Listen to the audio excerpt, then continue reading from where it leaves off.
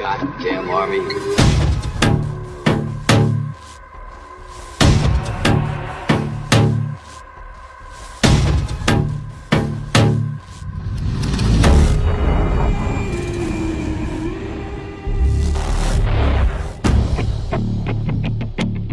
There's another force applied in combat that we generally don't think of as a weapon of war. That weapon is words. Words are weapons. Telling the truth is the only way in which to influence people. This is psychological warfare.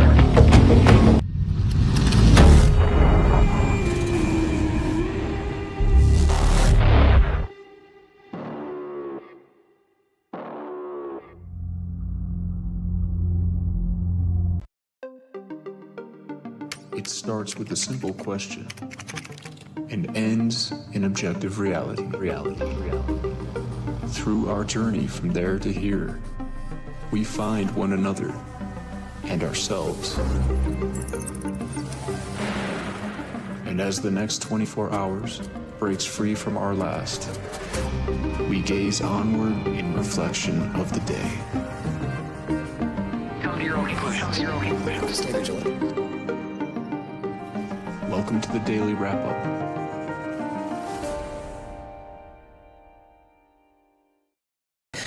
Wednesday, April 29th, 2026. Thank you for joining me today. That clip is another one. Orwell shared that with me before as I was getting set up, and one I hadn't seen. It's another one of these weird army, that's from the Army, that's the U.S. Army, PSYOP division promotional videos, which is, it's interesting how this is becoming. I mean, it's clear that we look at them because it's relevant to what we're talking about, but I see these things more prominently pointed to and discussed than normal. And I think that speaks to a lot of different things, but one of them being that psychological operations, fifth generation warfare, that is the state of reality today. Kinetic warfare is clearly a part. I don't think it will ever, it will always be something that's ever present for potential circumstances, but that's not the reality of warfare today. And it's just a weird, and what that suggests of what they're doing, really what we know that they're doing. I mean, an interesting point that stands out, that words are weapons. Now, that's not the same as words are violence. And words are very clearly or can be used in a weaponized way. But it's an interesting thing to be said right now. Well, I'll point to today about, just in one of the many brief points, we'll highlight about the, a lot of things we'll get to. The hate speech point from Trump, yet again, arguing that hate speech is a problem. And the left's hate speech, that's the problem. Well, it's if anybody's not blinded by partisanship, that's the same point you attack on the left. That is not okay. That's unconstitutional and will be used against everybody. Today, what I'm going to highlight, we're going to update with what's happening in regard to Iran, as I pointed out. That statement about Iran, Trump calling Iran's bluff, is really what's been going on. Iran calling Trump's bluff. I think that's what I just said. Make sure I didn't say it backwards. Has been that way from since we've been covering this and since it became pretty clear where we were, so many weeks into this. I think that's been the way it's been kind of set at the entire time. There's been little deviations, Trump lying about something or somebody claiming they would offer them what they wanted to bring them to the table. And then, and we're going to get the updates of where that's at today. But with a couple of recent points of what just happened over the last couple of days, I think it's an important thing to realize that seems to be exactly where we are, where Iran is standing its ground, like I believe was the case. And I think it's even further been fleshed out. And it's becoming it's even coming through U.S. talking points that it's not what the U.S. government was saying. Iran can last out a lot longer than the United States government. And that's becoming very clear. Now, I'm not saying I can prove that. That's my opinion. And I think that's what the evidence shows. But who knows? Maybe we're wrong. Maybe the U.S. has something we don't know about. That's why it's important to say it that way. But what's interesting is that it's even now that's being discussed by the people who, were for a long time holding the line about why the U.S. is stronger and better and everything else. And and of course, the embarrassing part of it that you all see, anybody who's not lying can tell that he's been lying. Trump has been manipulating or being lied to, and he must be aware of that if he's being lied to, and it still continues. They begging for a deal. They're, now they don't even have a state. They don't even know who's in charge. They're about to collapse. And yet they better do the thing or they're going to get the bad stuff. It's hard to watch, guys. But what this leads to is, where the inevitable next step comes to, whether that's Israel forcing this or Donald Trump taking a step back. Those are the two likely things that I see happening, and both could actually happen one after the other. But it's an interesting point to get into about where we are and what that means for the future of the global dynamic. Now, thank you for the gifted subscription there. Appreciate that. I just happened to see it in the chat. Now, we're going to talk about that, and it relates to a lot of the things we're going to discuss. That'll be the end part of the show today. But what I wanted to get into today, for the larger part of this, there's a lot. I mean, probably more topics than we usually even cover in a show, but in a kind of rapid fire segment, and essentially, and it's kind of the way we've been doing it before. But what I want to start with today in general is basically some of the things that have been happening, many of which you already know of, that are, contradictions to what were promised to the MAGA people. Now, we've done that to death, and it's still going to be important as it continues to be shown, because I still think there are honest people that are swayed by this, or, who see what he's doing but get pulled back in because of a certain narrative. And I want people to be aware of how many times that you've been lied to and how many times you've been double-crossed and, in fact, going the opposite direction. No different than the previous Democrat administration, if you're paying attention. But I want to go through this for a reason and show you, and many that you probably haven't seen, and how this relates to, one, where we currently are with why the amount of blunders I could point to are insane. It's so many different things that this government, left or right, but currently this administration is completely floundering in. Iran war being one of them, and what a lot of this is being done to, first, the point of the deflections around that to get you to look anywhere else. I think that's where the indictment part of this comes in. We're going to talk about the new indictments, which seem to be exactly like the last time, and I'm sure I'll get pushback for that, like I did last time. We'll see where it ends up. I hope they go to jail. But there's also the point I want you to see of the things that are happening to continue to show you that you're not getting what you were promised. And then I kind of said that poorly, but then why all these other things are being done to keep you from seeing all of these terrible things. And then sort of in a bigger world, higher elevation view, how this all fits into where I see this going, which is just different than just sort of showing you the different things or how they're all trying to deflect from what's going on, which I do in passing. But I think today I want to make this more of an important focal point and relate it to what's going on in regard to the indictments, which we'll go through in this. The Fauci adjacent one, if you haven't seen that, which I just think, you know my opinion about where these things go. I really hope even these people get held accountable, even for the ridiculous things they're trying to charge them for, which are not what you may think. I just don't think they will. And I think that's been pretty clearly shown that that's what this administration's been doing. But we'll also talk about Comey, and the guy's name is Dr. David Morenz, I believe, M-O-R-E-N. We'll also talk about the conversation being floated around Clinton yet again, and Uranium One, and all, and Grassley's memo to the DOJ, which seems to be doing nothing about, or that they seem to be doing nothing about. But all of this coming out right now to get people to think something's happening. And again, I genuinely hope that we see some momentum in this, because these people, whether they're whether they're going after us the reasons I think they should, I believe they're criminals. And I mean that, guys. That's not some kind of a passing partisan point to make it look like I'm being equal. Anyone that follows this show longer than yesterday to today knows very well, even just yesterday, this is not about one side or the other. We've been consistent in our criticisms and our logic about both sides of the paradigm for a very long time. Now, we're also going to talk about, beyond that, how this overlaps with the kind of, like I said before, the things they're doing that are challenging what they promised, but that gets into the, again, like I said, how it connects to the larger part of the agenda and how these are being used in real time. But things that have, for example, with the Maha conversation that you guys have seen, like the glyphosate, fluoride, food dyes, and all the things we talked about, and some updates on that in regard to specifically the Roundup and glyphosate and a Supreme Court case, which you're going to... It's not going to surprise you paying attention, but it's frustrating to see where this continues to go. A good post from Zen Honeycutt about the Farm Bill. All these are, each one of these points you could do a 30-minute show on and get in depth in this. But it's just wild to see all of these lined up next to each other and then pretend like honest people aren't calling this out, left or right.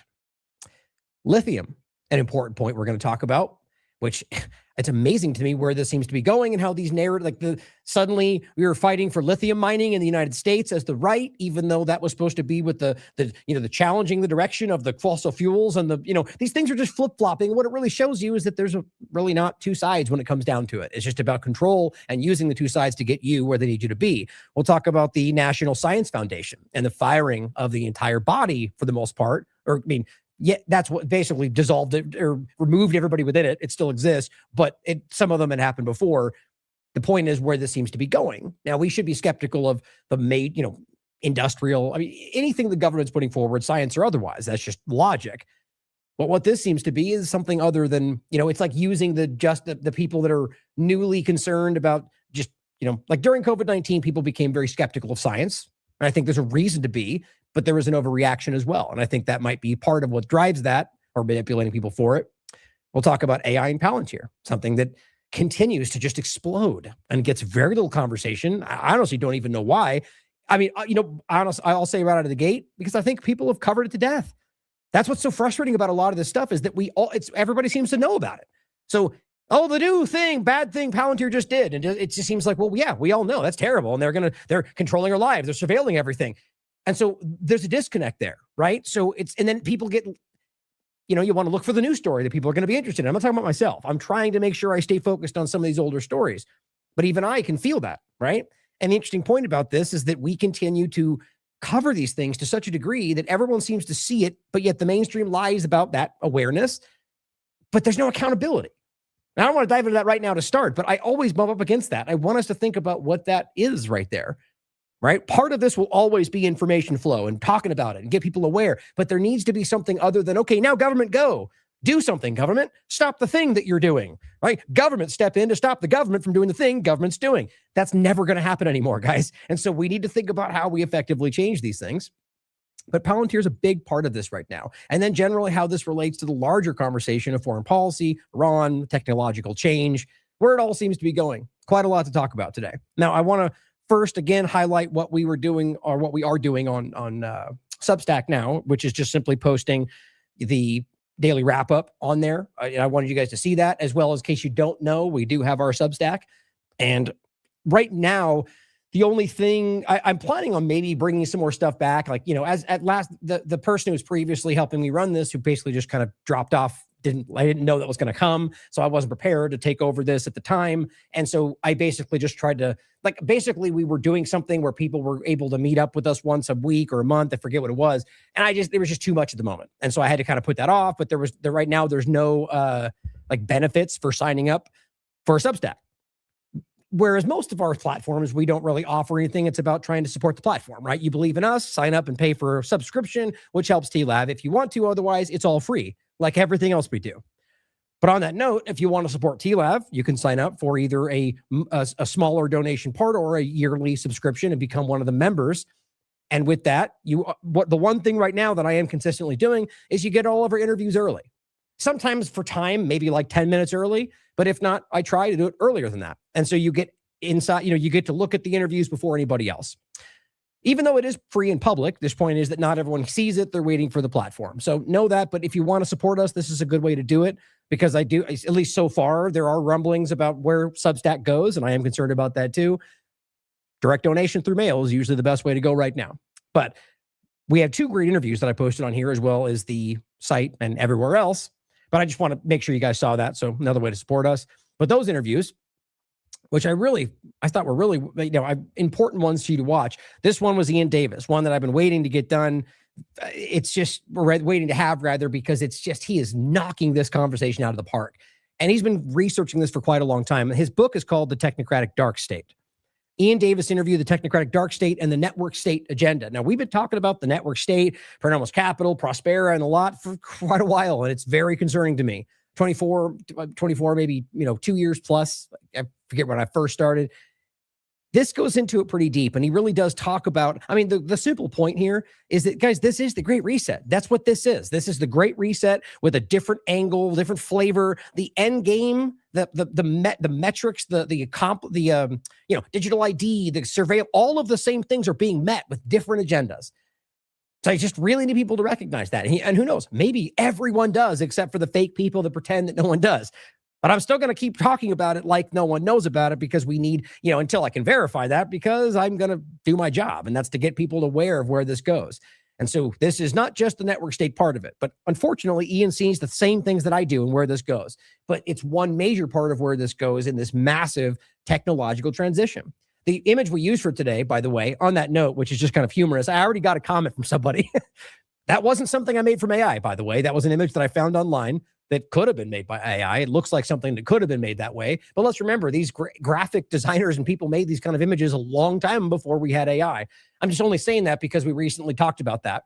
And I understand the concerns. I'm not going to get into it all today again, but I just find it funny that I find this image and end up using it and someone says, hey, AI, and I don't know. But either way, the point is that image you're seeing, that's the Palantir eye. It's just hilarious to me and also alarming that they're using something that is, funny. I understand the reality of the mythos and of the books of Lord of the Rings, but the average perception is that this is something used by evil wizards to surveil or spy on people, as well as Andoril and all these different overlaps with these names. It's just weird to me. But so, point being, these companies, it's something, and it's just one part of what we can see of what they're all doing. We will get into that more in depth today.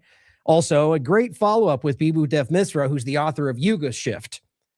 He's a very well researched. What was, I believe he's I'm forgetting his title right now. He's a researcher, academic. He's been doing this a long time. He's got lots of credentials, and the guy is very just. It blows me away. I think I said it like 4 times in the interview. I'm just so fascinated by his ability to be able to sort of very accurately weave together the mythos with the science. I don't know many people that do that. And I find this so insightful because it shows you, for example, the idea of like, you could take this, the Bible and Noah and the flood and so on. And that's the mythos around it. Right. And the story connects literally to a timed cataclysm, basically a point in the world where you can map out, whether carbon dating or otherwise, that we've had these cataclysms every so many thousands of years. And so it's interesting that you could argue that it was written about something like that. Either way, the point was in his book, in our interviews, this is part 2, he goes into that about the idea of how, the comets that you can prove, these different scientific things. I forget what he called it. There's a certain constellation element that has started giving off these lights that hasn't happened in thousands of years. And you can verify that. And this is something that's been related to the changing of consciousness and these are like scientific discussions. But then he goes into how over history it's been discussed as, the mythos around it and the different legends that we tell ourselves. It's just very interesting. And the bigger point, as the title reads, is, do world leaders expect a cataclysm? And is there a shift currently underway? The positive note, the way he sees what's happening in the world right now, it's wild, by the way. If you check out our last interview, I would argue it's not that hard to see where this was going, but he wrote the book a while ago, and he basically predicted where this current situation would be. Not necessarily Trump, but that we would be watching this sort of decline in what they're doing. And it's just very interesting. But on top of that, that he, in his mind, the way he's reading this is that after about 2045 or whatever, and it's just his estimate, he argues that will begin what the mythos or the background argues is 1,000 years of peace. And who knows what that means in the reality of things. Hey, but a positive note that I think is worth considering since there's so much negativity today. Anyway, interesting conversation. And you know me, I especially with stuff like this, I think it's important to stick to what we can prove, which I talk about with him in this conversation. So don't think this is some sort of, woo-woo trying to get your attention with end times conversations. That's just not what I do. I find this to be very relevant, and you will find interesting to real world things happening today, backed up by science, overlapped with the different mythos around it. Very interesting. This guy's somebody you should check out. Read his book. Found it very powerful. Now, in case you didn't see this, just happened. Also share with me before I got started, and I will bring this back up in another point in the show today. But as Justin Amash points out, FISA 702 unfortunately just passed the House. This bill lets the government search Americans' private communications without a warrant in direct violation of the Fourth Amendment. Don't blame the GOP alone, as usual, guys, because 42 Democrats betrayed the American people to help Mike Johnson pass it. Yeah, hashtag two-party illusion. Now, this passed the Senate, which I guarantee this will do. This is going to pass because your government wants it, guys. That's the sad part. And what did Trump and the rest of them do when they had the other side to make it look like they were going to do something different? They couldn't stop criticizing why this is the worst thing in the world. And it is. It creates a situation where your government can illegally spy on you with it's unconstitutional. That's what you have to understand today. If you believe in the Constitution, and I understand, we can have a conversation if we think as a collective in this country, we want to just move forward and forget about that. I don't, if we're stuck in this state of society. But understand that if you are in the mind that this is something that matters, you can't then go, but this and narrative and justification, constitutional or not, is all that matters within that conversation. And so, but like we'll get into in a minute, about, now I'm forgetting the term, geofencing warrants, which we'll talk about in this very conversation of Palantir.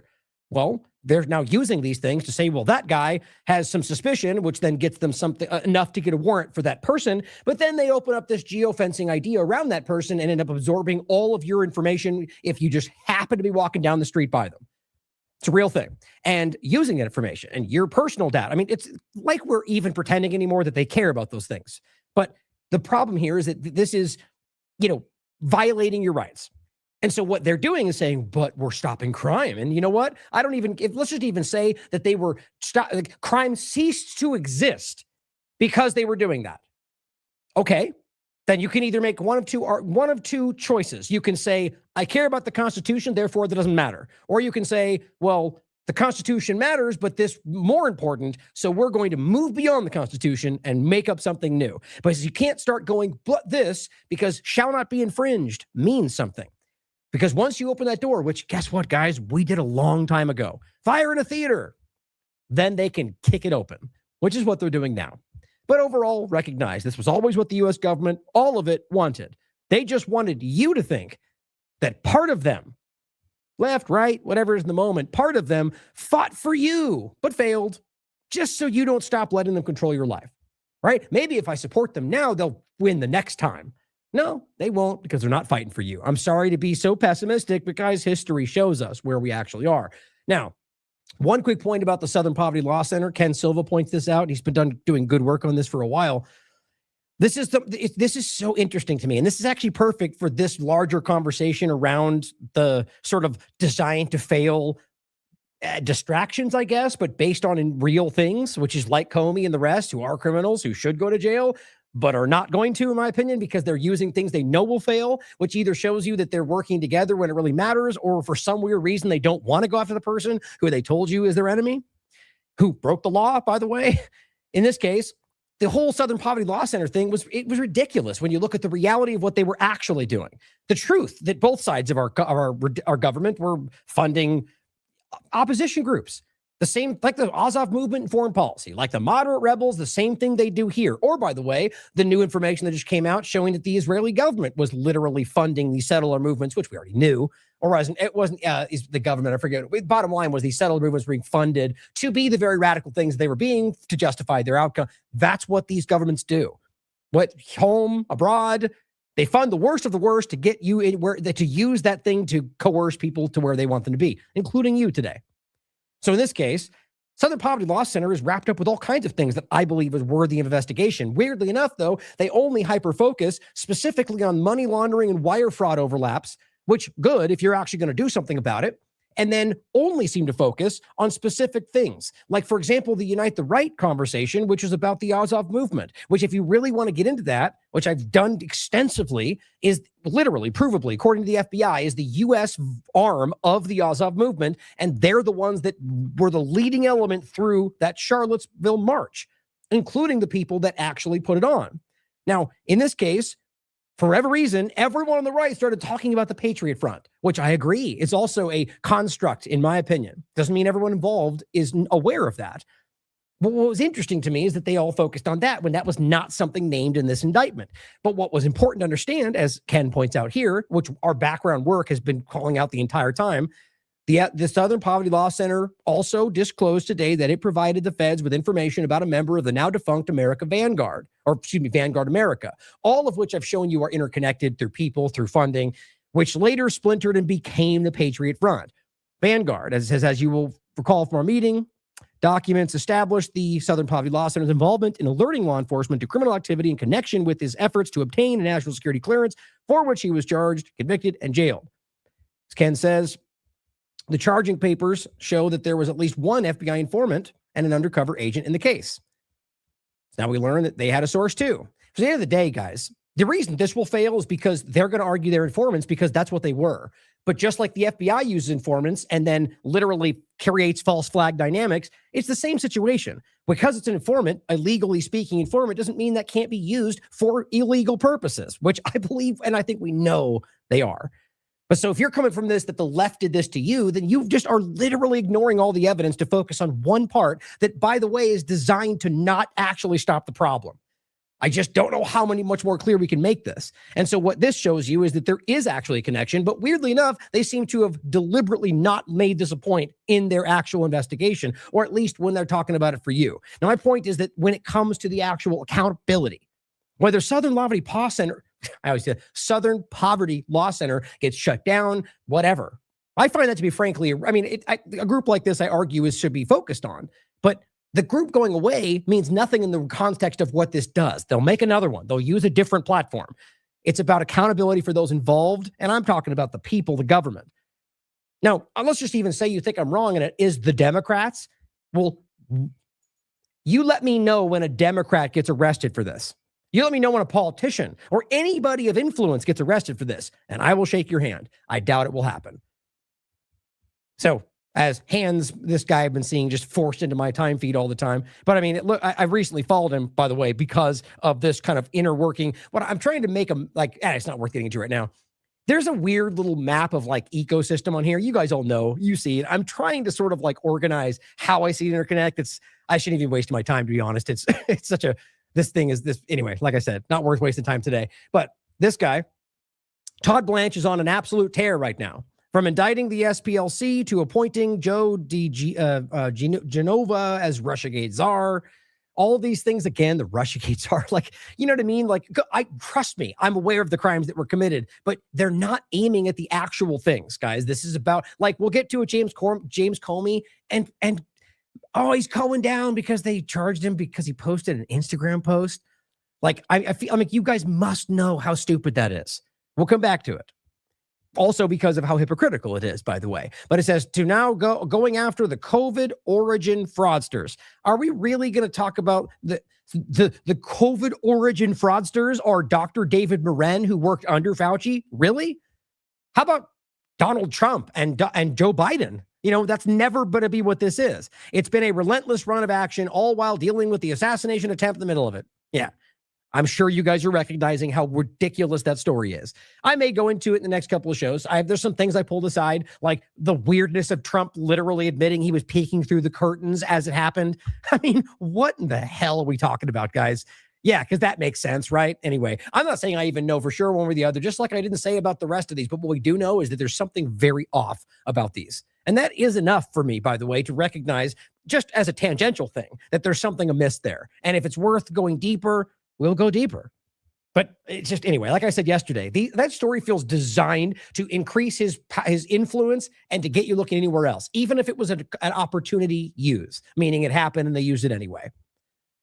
But so former senior NIA official indicted for concealing federal records during COVID pandemic. Even that statement makes it sound much worse than what you actually read in what they put out. I honestly think this will go nowhere. I'll show you why. But let me put it this way before we even get into it. And I mean that. I think this is designed to fail. Even if it somehow works, why is this what we think makes sense? Why would this guy be the one? It's always an underling. It's always somebody who is not necessarily it's not the person who is guiding the operation. It's the Epstein, by the way, of the real problem. Epstein was not the one running things, guys. Are we actually pretending that's the case? It's always, and then we pretend like he killed himself on top of that. But Liz Churchill and all the rest, arrested, they write. No, not what happened, actually. Former Fauci aide, Dr. David Moran, has been charged with conspiring. He's been charged. Yeah, it was an indictment, which, by the way, is not a proof of anything. It's actually just a charge, which they actually finally got correct, as opposed to saying, we got him, he's guilty, he's going down. But they argued arrested. Not what happened. Same thing here. Mickey Willis, this is the guy who is behind the Plandemic platform. He just writes, this is huge. And I'm sure he probably means this. This will lead to actual justice. And will Fauci be next? Well, I doubt either of those things. I hope so, by the way. MK Truth Ultra says kaboom and the red light. That's how you know it's important, guys. Anthony Fauci colleague, David Morenz has been arrested. That's what I'm getting at. Arrested. Well, no. As far as I can tell, that's not what happened. Now, unless you want to try to do what you always do in partisanship and sort of warp that word into some weird version of how it's just, well, he was indicted and they charged him with it. So that is arrested in the sense of the legal. No, it's not, guys. Arrested, as we all would know, means he was taken into custody and put in jail. That's not what happened. Dr. David M. Moran, 78. This is from the White House Post, or the U.S. Department of Justice. is charged with conspiracy against the United States, destruction, alteration, or falsification of records. But it's funny how it says or. I didn't notice that before. Are you gambling? I mean, what you recognize with a lot of these Trump administration efforts is that you're like fishing. These are not meant to be fishing when you do this, right? There's more to be found, but this is interesting how that's just a side note that I just off the top of my head because I saw that and didn't think of it earlier. But recognize how these others have gone where they sort of like find something, and he's said that. So if it's destruction, alteration, or falsification, doesn't that seem to suggest that you're not sure it could be? That's worth pointing out. We'll find out, I'm sure. But let's just go ahead and give it to him because I believe that this stuff is going on or had gone on. Falsification of records in federal investigations, concealment, removal, or mutilation of records, and aiding and abetting. Now, what's weird is aiding and abetting, yet for whatever reason, there's nobody else that seems to be involved other than a co-conspirator number 2, which is Daszak, guys.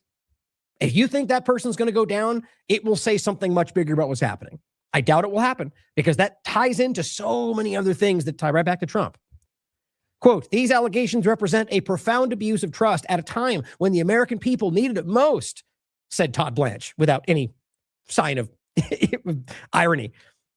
During the height of a global pandemic. Oh, it was a global pandemic? Is that what we're still going with? Are we still pretending that that's what happened? Is that what Trump is telling us? That's Trump's administration. How can you as a Republican who screams what I argue is the right thing, that this was a deception, that these things were killing people, and then you can have this team stand up and tell you, no, it was a real thing, and no, they're helping people, you're still offering it to people, and act like you don't recognize that you're being deceived.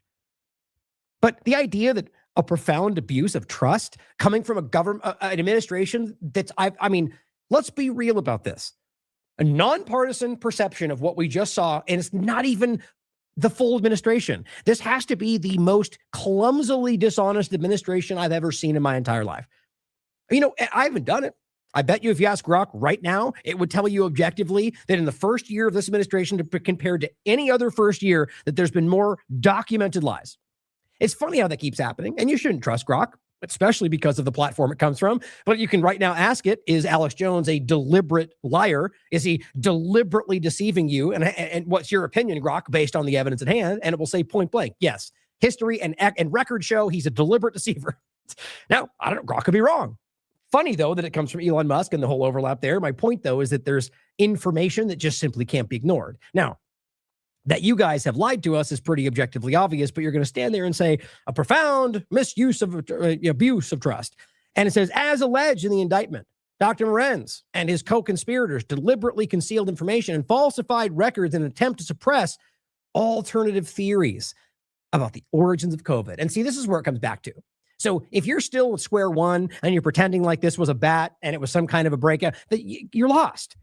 The evidence is clear. Now, there is a manipulation of this. We've talked about that. David Martin, I'll play some clips from. There's clear manipulation of this in gain-of-function research. There's clear manipulation of all sorts of things.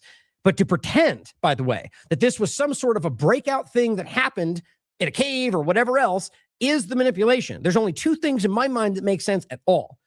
One, that this was literally manufactured, including the U.S. government and China, with Trump's administration included and everyone else before that, on very clearly made this thing. And then you can decide the variations on how it was either given out, released, whatever you want to talk about, or it was entirely an illusion.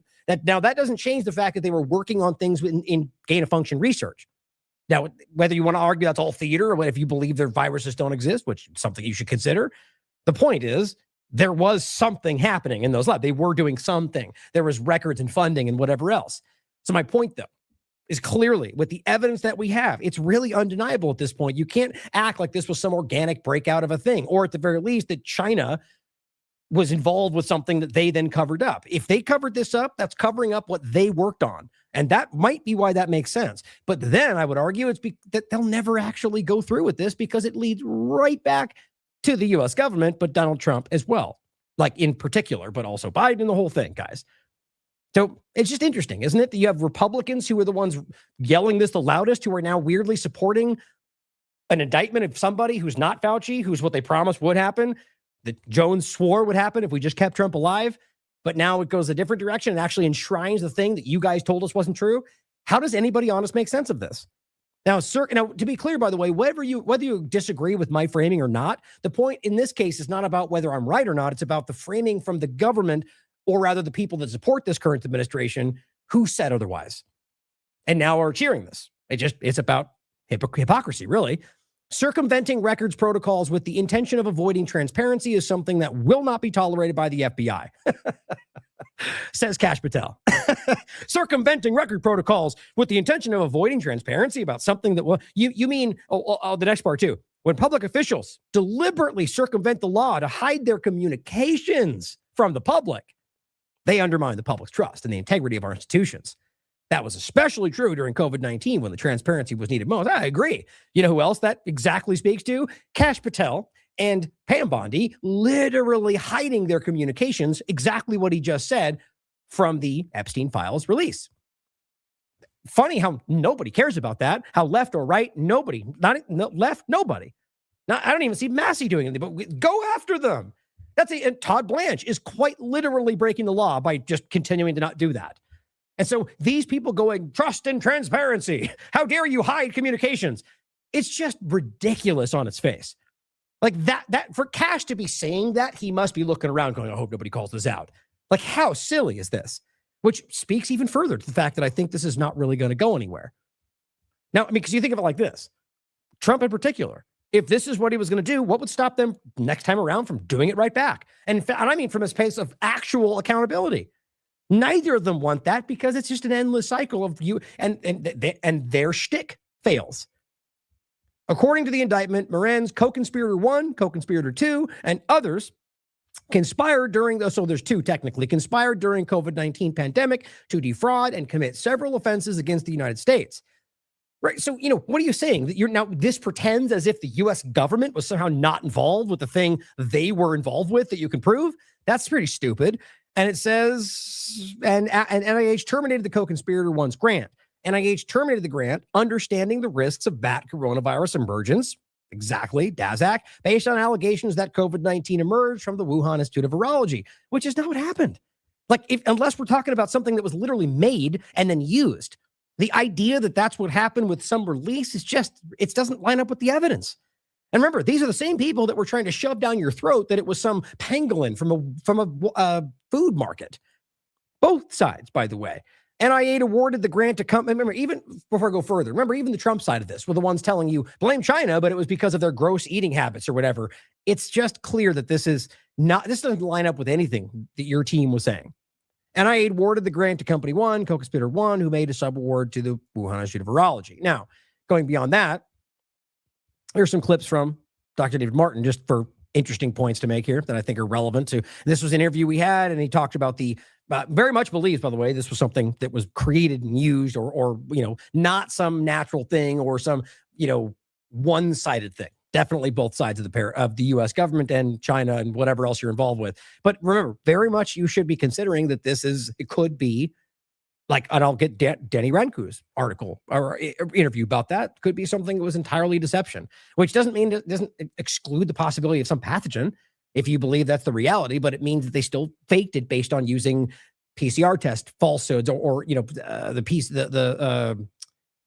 blanking on the number all of a sudden. See, the further you get away from this, the cycle threshold, right? The manipulation of the number, the combination of flu and pneumonia and COVID, all these things.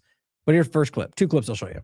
Should be having a public dialogue, and it should be something that rises to the level of legislation. We should not allow the National Institutes of Health or the Department of Defense to allocate funding to amplify these agents so that allegedly we can study them in the case that they fall into the hands of bad people. Because the evidence has shown us that the bad people who actually have unleashed these pathogens since 1991. Yeah. And by the way, if you go to the miscellaneous Memorandum 7 and other documents, we can go back to the 1950s. The bad people who unleash these things on the population are us. It is the U.S. who's doing it. I've been doing this now for 20 years. And one of the things I find frustrating is people pretend like there's this whodunit kind of gumshoes sleuthing required to go through and find all the stuff that's the evidence. It doesn't actually take any creativity or effort. This thing was done in plain sight. It was engineered in plain sight. It was publicly announced. By 2016, we even knew that it was the Wuhan variant that was the one that they had chosen. like there's nothing left to the imagination. We knew that it was WIV1 poised for human emergence, right? This is not I wonder if it could be a bat and a pangolin going into a bar in Wuhan one night and getting it on, and boom, out comes baby COVID. No, we knew in 2016 that the Wuhan Institute of Virology Virus 1 model was the one that they had selected for the weapon. And so, you sit back and you say, well, how is it that in the face of such egregiously public information, we still are asking questions about motivation, about whether this was from nature or whatever it is? Listen, people, they said in their own words, this was to hype a drug to get the public to accept something that without terror, the public would have never agreed to. That's their words, not mine. Mm-hmm. And when you have a world in which, as you have on the screen right now, they actually stated outright biohacking, synthetic coronaviruses, biological warfare enabling technologies, you don't have to interpret that. That doesn't require some spin. When you say biological warfare enabling technology, you are not talking about something that is an innocent oops, who could have known, who could have seen. It is actually a declaration of war against humanity, and we have it in black and white.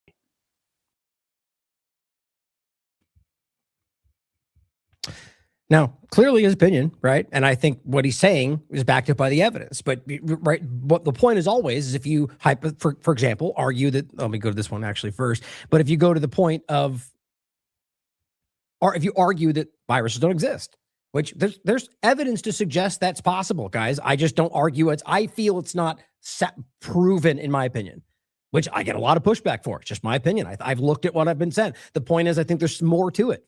But anyway, the point is, if you believe that, which you should question, I'm not saying I think that either, the point would be that this, or first being that if it is, then that means something was created, not something natural, but it was, his point was something done clearly with the U.S. involved. But if you think it's not the case and they don't exist, well, then you could still argue that this was something that was done. There was a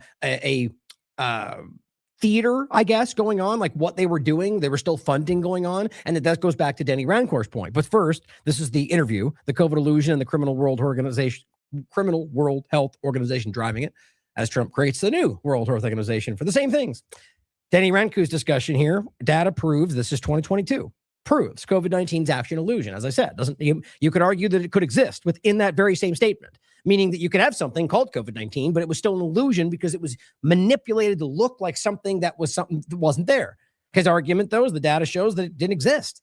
That doesn't mean it couldn't, right? But the point is that they didn't need something. And you could mathematically show that by using the other points and combining it and showing here's what you could make it look like if you combine flu and pneumonia, if you manipulate the PCR with the cycle threshold, and many other points we made, right? And so that's important to think about.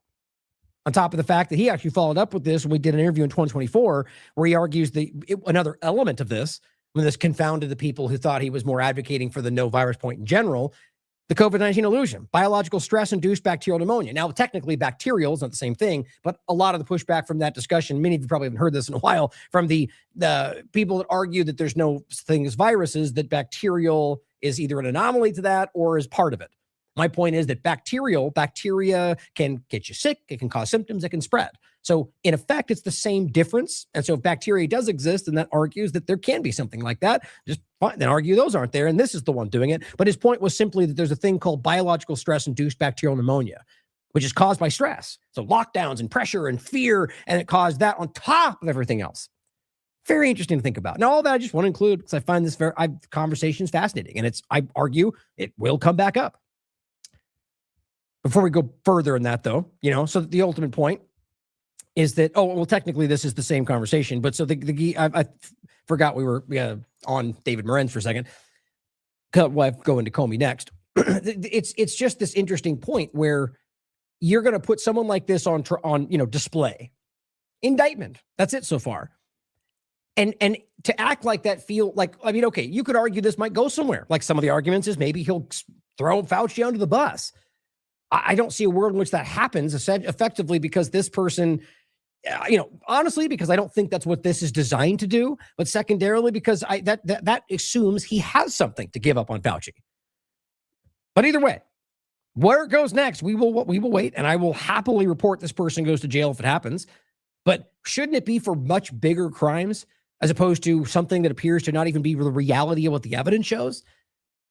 Worth considering. Politico reports 3 felony counts for allegedly using a Gmail account to hide official communications about controversial federally funded projects studying coronaviruses in bats. The indictment was unsealed Monday when Morenz made a brief appearance in court and was released on his own recognizance, according to the court record. But arrested, we were told, dragged into revenue. Nope, didn't happen. These people just will never you don't even need to lie about this story. You could just go, we did it and we got him. But instead, you have to lie on top of it, which is probably by design when you understand what I'm getting at with all this. Like, it's almost meant to get people to, it's very weird where we are. But the point was more fake MAGA people lying about what's actually happening. Fauci, who is not accused of wrongdoing in this case, distanced himself from Morenz in 2024 congressional hearing, saying he and Morenz didn't work closely together. Well, there you go. Whether true or not, the point is that it's already being set up to sort of be the scapegoat, which is what I expected. In fact, for a while, I thought maybe Fauci would be the scapegoat, but doesn't seem to be the case. I argue because if that guy goes, it ties back to everybody. Trump is culpable here, guys. I don't know whether you want to agree with that or not. It's verifiably the case. So is Biden. So if Fauci goes down, that seems to lead to all of them. I doubt that will happen. The indictment references 2 unindicted co-conspirators. They are not charged with any crime, which is interesting, and were not identified by name in the indictment, which seems to suggest to me that Daszak and the rest, that's not going to happen. Records released in congressional investigations into Morenz's actions indicate that that's Peter Daszak, a zoologist and former president of the EcoHealth Alliance, and Gerald Kusch, a physician and former associate director of Boston University's infectious disease lab. Didn't have time to go deeper on him, but I'm interested in finding out what you find and looking myself. Either way, I kind of don't think that's going to go anywhere. Otherwise, don't you think they would be mentioned in this? Like, why would you hide their names if the argument was this was going to lead to them and if they're potentially wrapped up in these criminal accusations? Doesn't make sense to me. But here's Nick's order. A former senior advisor to Anthony Fauci has been indicted for his role in the COVID cover-up. This guy might throw Anthony under the bus. What I wanted to really point out was that this is Gunther Eagleman. So I think I'm calling him Eagle Guntherman. Time to lock up Fauci next. Every day, Nick says, Fauci remains free is an injustice. And I said, morons. It's just, what do you think is happening? Why wouldn't he be arrested if everything we know is true? My point is these people don't even seem to care if these people are actually held accountable. Otherwise, you'd be angry, wouldn't you? I mean, and this is just ridiculous. If you actually read it, you would recognize that doesn't seem, other than this hope that maybe he puts him out. You're being played, guys. That's what this feels like to me. It's about trying to get you. It's a release valve. Is that enough? If I do that, will you ignore the rest? Right? Why are you still talking about Epstein? Like, are we really confused about what's going on today? And as Hans also points out, Daszak is the co-conspirator here. His indictment should be next, which was, publicly posted out. I didn't think we'd ever see it, but accountability for COVID origin cover has finally arrived. Has it? Don't you feel like you're jumping the gun a little bit there, seeing as how it hasn't happened yet? It's only maybe happening, and indictments so far have basically all ended up fizzling out. So that's my point. Why jump? Like, we did it when we have barely just started. Maybe he believes it. Maybe everyone does. But shows a little bit of a lack of awareness, seeing as how it keeps not happening. But I hope so. Susie Wiles comes out and posts this, somewhat related. You'll see why, just on COVID stuff. And she says, I'm joining Twitter to share occasional updates about the work we do at the White House. Oh, boy. Another Israeli asset telling you what the government's doing. We are relentlessly focusing on advancing President Trump's agenda and delivering on promises to the American people. I welcome different viewpoints. Follow along for insights. Now, I'm being sort of facetious. I'm not claiming I can prove that she literally is paid by Israel, but I think it's quite obvious that all these people are in many ways influenced by the Zionist agenda and plenty of other Israeli politics. It's not even secret. They'll tell you that.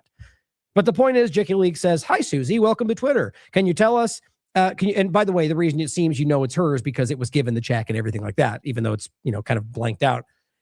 Can you tell us why Brooke Jackson and her FCA complaint is still being blocked by the government? The Donald Trump administration and Biden, by the way, but currently Trump, who says they're going after the Fauci and the fraud and COVID-19. Well, the problem is that Brooke Jackson, who exposed the entire thing, is calling out Trump too.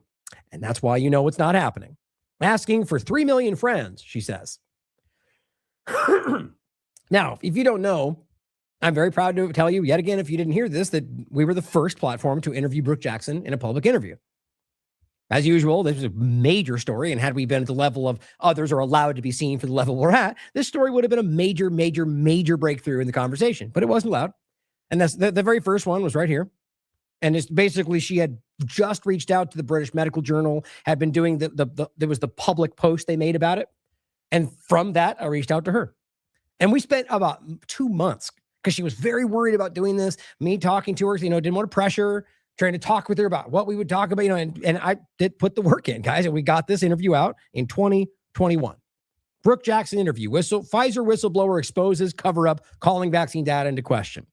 We then followed up with that interview. I think this was maybe a year later, 2022. Brooke Jackson interview. Pfizer reveals concerns with data integrity, vindicating her claims. Now, this was verifiable in the first interview. If there was any justice or any honesty in the media field today, that would have blown that out of the water. Or, by the way, the British Medical Journal posting that they were lying about it should have been enough, don't you think? But the point is that it was very clear all the way back then. We followed up again. Pfizer trial that ended up happening. This is 2023, I believe. Reveals big pharma includes FDA and CDC seen as too big to fail. All this was there. We already know where we're at, guys. Now, some of these include her name as a tag for other conversations.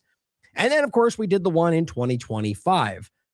Brooke Jackson interview. Meet the new boss. Same as the old boss. Because they are not letting this happen. They are literally stopping her from exposing their shit. Why do you think that would be? It's obvious. That's what she's asking about. Just want to make that clear, guys, that people recognize that this government is not on their side. And it's not about left or right. It's about something much bigger.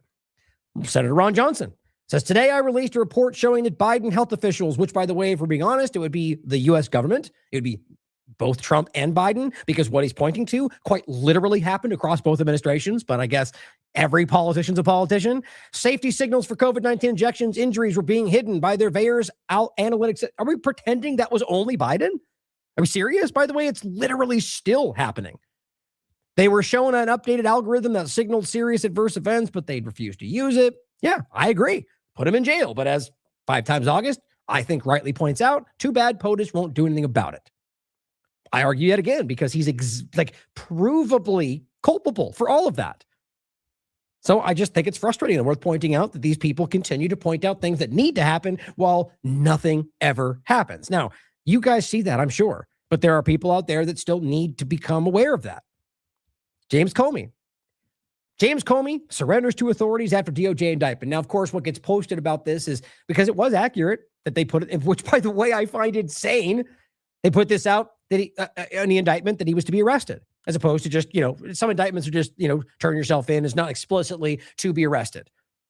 And this is for a post on Instagram. Frankly, I don't care what it said. This shouldn't be happening. It's a post on Instagram. Are we pretending it's not free speech? Now, I can point out there are things that you would argue cross the line, even things that within the current ridiculous system would even be illegal. But I'm of the mind that there's a thing called free speech that's constitutional and nothing else matters. On top of the fact that what he did, we'll get into, is insanely stupid to me, that they would ever make this into anything that would go anywhere. And that's the point, because it's designed to fail. It's a very hard thing, especially with it.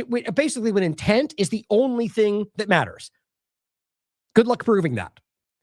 It's all going to be subjective, and it's going to come down to an opinion. And it's designed to fail. Do you realize how much this man can be charged with? Even from what you guys claim, I'm talking for a team sport Republican side. What Trump tells you he did, why don't you charge him for all those things? Don't you just scream relentlessly about how this guy broke the law in a million ways? Why is this what you charge him with? I know, I'm beating a dead horse. I'm hoping it reaches people that need to hear it. James Comey surrendered to authorities, and the point was he was, this big claim he was to be arrested. Well, he just simply walked and turned himself in. There wasn't some big show. It's just and yet that's what you get framed as some kind of major thing. And it was indicted him for the second time. Comey subsequently deleted the post and apologized, saying he didn't realize the numbers were associated with violence, which I think is stupid. Everyone knows what that means, and he posted it for an obvious reason. Still doesn't change the reality of this. You can't necessarily prove that he meant it to be go kill that person. Maybe he just meant get him out of here, fire him, because that is how that term can be used. I'm not going to say I know for sure, but I say it's stupid to pretend he doesn't know what it means. James Comey indicted again, this time over seashell Instagram post. When all this started, you get all these people screaming about how great this is, and we're not even aware of what's actually happening. As outlined in the short 3-page indictment, Comey faces one charge of threats against the president. That's what we're charged. That's what you're charging it with? Threats against the president? Well, we'll get to the point where Jack Posobiec did it to Biden and plenty of other examples, but no, that doesn't matter. You say fascist, that means you're going to kill us. Well, here is Miller calling them all fascist 30 seconds before that. You guys are a joke, guys. Right, that's the way we're going to say that. This shit wasn't directed at all of you. You guys here, politicians and Trump and Biden, you're a joke. Saying that to everybody to listen. At the end of the day, guys, you know, it's just so ridiculously on its face obvious. And that's my point about why everybody, I think, can see this, other than the team sports screaming hair on fire morons who are just doing anything they can to get one more person to maybe hold back from criticizing Trump just for a moment, because maybe it'll work out. That's where I think this is.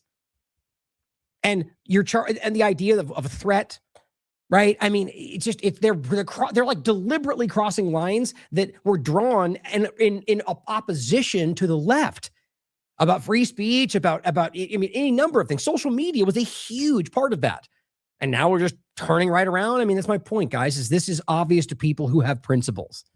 Prosecutors in the indictment say the post constitutes a threat that any reasonable recipient who is familiar with the circumstances, very, very subjective, would interpret as a serious expression of an intent to do harm to the president. Nobody would do that, even with Comey, even with somebody who publicly hated that person. Because in any context, you're not going, I'm going to come to your door and kill you. You may think that, but that's insane. That's the anomaly. The point is that somebody's going, you know, if let's just even say they genuinely want that person to die, they're just basically expressing hatred.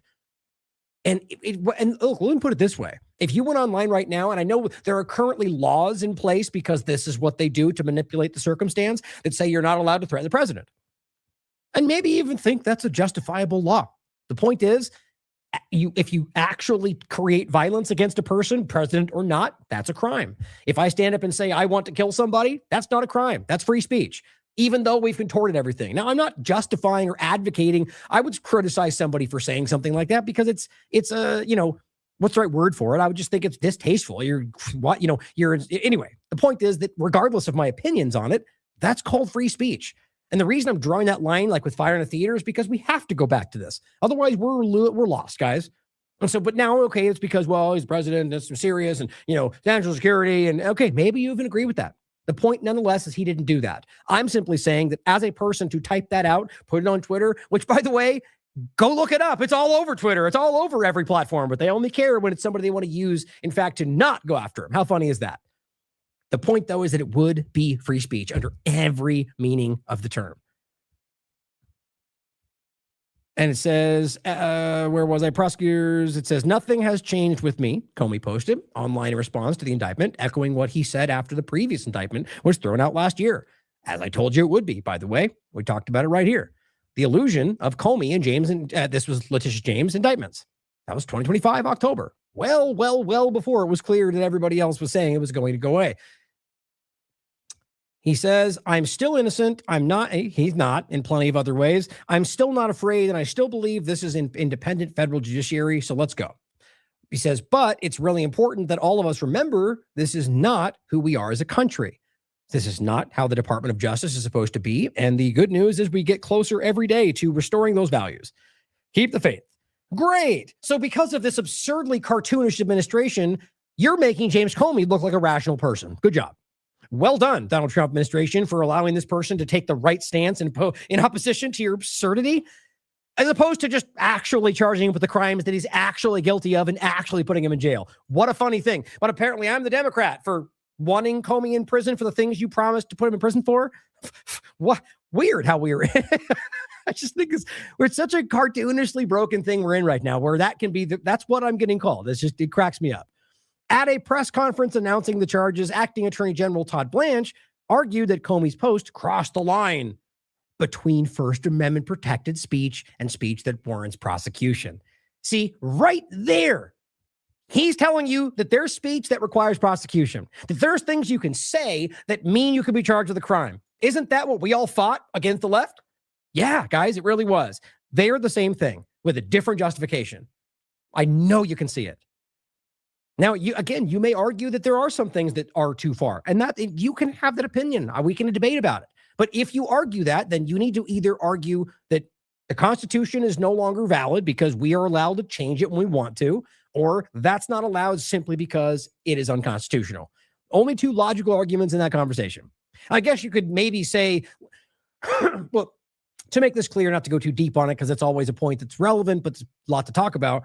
You want to alter, right? You want to change the amendment to where you can, except for these things. Okay. The point, though, is Mayberry versus Madison and numerous other Supreme Court rulings. If it's repugnant to the Constitution, it's null and void. So an amendment can be passed, but if it's repugnant to the original document, it's null and void, legally speaking, even though we have tons of those things because this government is broken. So to go in there and say you're allowed, shall not be infringed except for this, well, that repugnant to the original. That's the point, guys. So that's like back to my point. There's only really two valid arguments to make right there. It says it's not very difficult to look at, and it's not, in my mind, a difficult line for one to cross over one way or the other. So basically what he's saying is you might not even know when you've crossed that line. Doesn't that sound perfect for the government who wants to accuse people of crimes for what they disagree with? But he goes, you are not allowed to threaten the President of the United States of America. Well, again, free speech matters to me. That's not my decision. That's Congress's decision. Well, if Congress passes a law that's repugnant to the Constitution, yeah, we already went over that. And a statute that they passed that we charge multiple times a year. Asked about the evidence in the case beyond the social media post itself, Blanche claimed there's been a, quote, tremendous amount of investigation into the Facebook post. Okay. And he goes, but did not elaborate on what the evidence showed. Okay. Clear. We're doing a lot of good work. We looked at it online and we yep, that's the one. Got it. That's it. Done. Investigation over. Blanche repeatedly stood by the decision to seek the indictment, saying the government would, quote, never tolerate and prosecute anyone who violates federal law, regardless of the title or stats, except all of these examples we can laugh about together. Ridiculous people. But so, what was I going to say right there? Blanche claimed there's been a tremendous amount of investigation. Blanche stood by the decision to seek the indictment. There was one point I was going to make right there, but did not elaborate. Oh, that's what it was. So basically the investigation as well, I guarantee you it's going to be like supplementary points that aren't even relevant to whether or not he posted that with the intent. By saying, look over here where he said these mean things about Trump. Okay. It doesn't mean that you can prove he meant that then in that moment. It's just such a game. But what you're going to do is going to be this procession of people and testimony about Comey hates this. And I heard when I was in the bathroom that he said he wanted to kill Trump. It's going to be stupid. And if we even get there, I bet you it doesn't even happen. Now, I want to reiterate again for those that maybe just tuned in, he's a criminal and he should go to jail. My point is that they don't seem to care about that or don't want it for whatever reason. Others, however, this is the important part. Others have used 86 nomenclature, including Democratic Michigan Governor Gretchen Whitmer, who appeared during a 2020 television interview with a small figurine of the numbers 8645. They didn't do anything about that.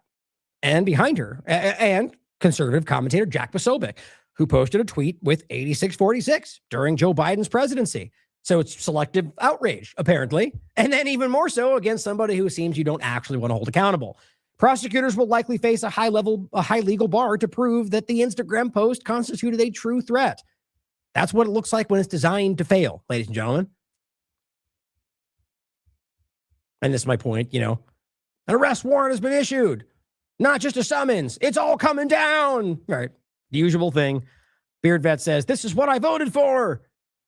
Yeah, I'd love it if those people went to jail. I don't know why you guys still seem to think that it's actually happening, though. That's why I can't get past. We agree they should go to prison. Just not happening, though. I mean, look at the people on this list, guys. Do you realize half these people aren't even in the government right now? They could be arrested right now for things that I can prove they're guilty for. But guess what? It'll end up drawing back to the same people in this administration. But as this person says, amazing how you get rid of Bondi and stuff actually starts happening. Is that what's happening? These are the same things that happen with Bondi. You guys just jump at everything. I know it's hopium, guys. I know you want it. I do too. I want accountability. I just don't, you got to be more, less naive, I guess. Here's what, now this I think actually relates to the shooting, but either way, the point is what he's saying in the context of all of it. I just am blown away by, I mean, this guy in particular is just such a shameless, whatever Trump tells me to do guy, in my opinion. Just this snide disregard. Like when people are asking about the Epstein list and his face was just like, it's like, what list? What do you mean? Like the obvious list that we all know about, bud. That one, the one you're lying to us about. The point is these people's jobs are to make you feel dumb for asking basically obvious questions. But this is what Burke Sterling says. The man is a criminal in violation of U.S. law, verifiably so, in regard to Epstein, but also other things. But he has the nerve to lecture us about opinions? Yes. People in this room, if we're going to be honest about it, have done it as well. They're just as guilty as a lot of people on X. When you have reporters, when you have media, as a lot of people on Twitter. Right. So you right now, you say Trump's bad. Oh, you're guilty. I mean, who knows whether that's what he's talking about? Obviously, it's probably more serious.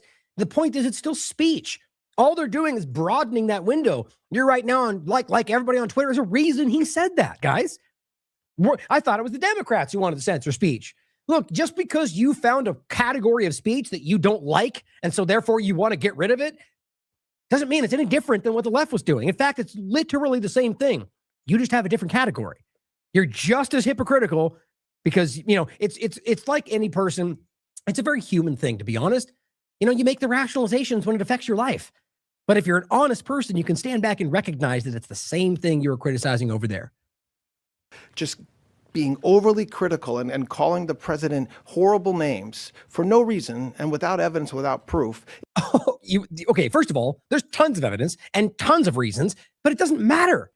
That's the point, guys. That's what free speech means. And this is basic. This is like Bondi coming out and saying hate speech is not free speech and pointing to Charlie Kirk. Like, that should have been enough for everybody. One, that's not what Charlie Kirk thought. Two, that's exactly the opposite of what you were fighting for. Or, and I always do this. This is my point, as I'm of the mind that everyone sees it because of obvious reasons.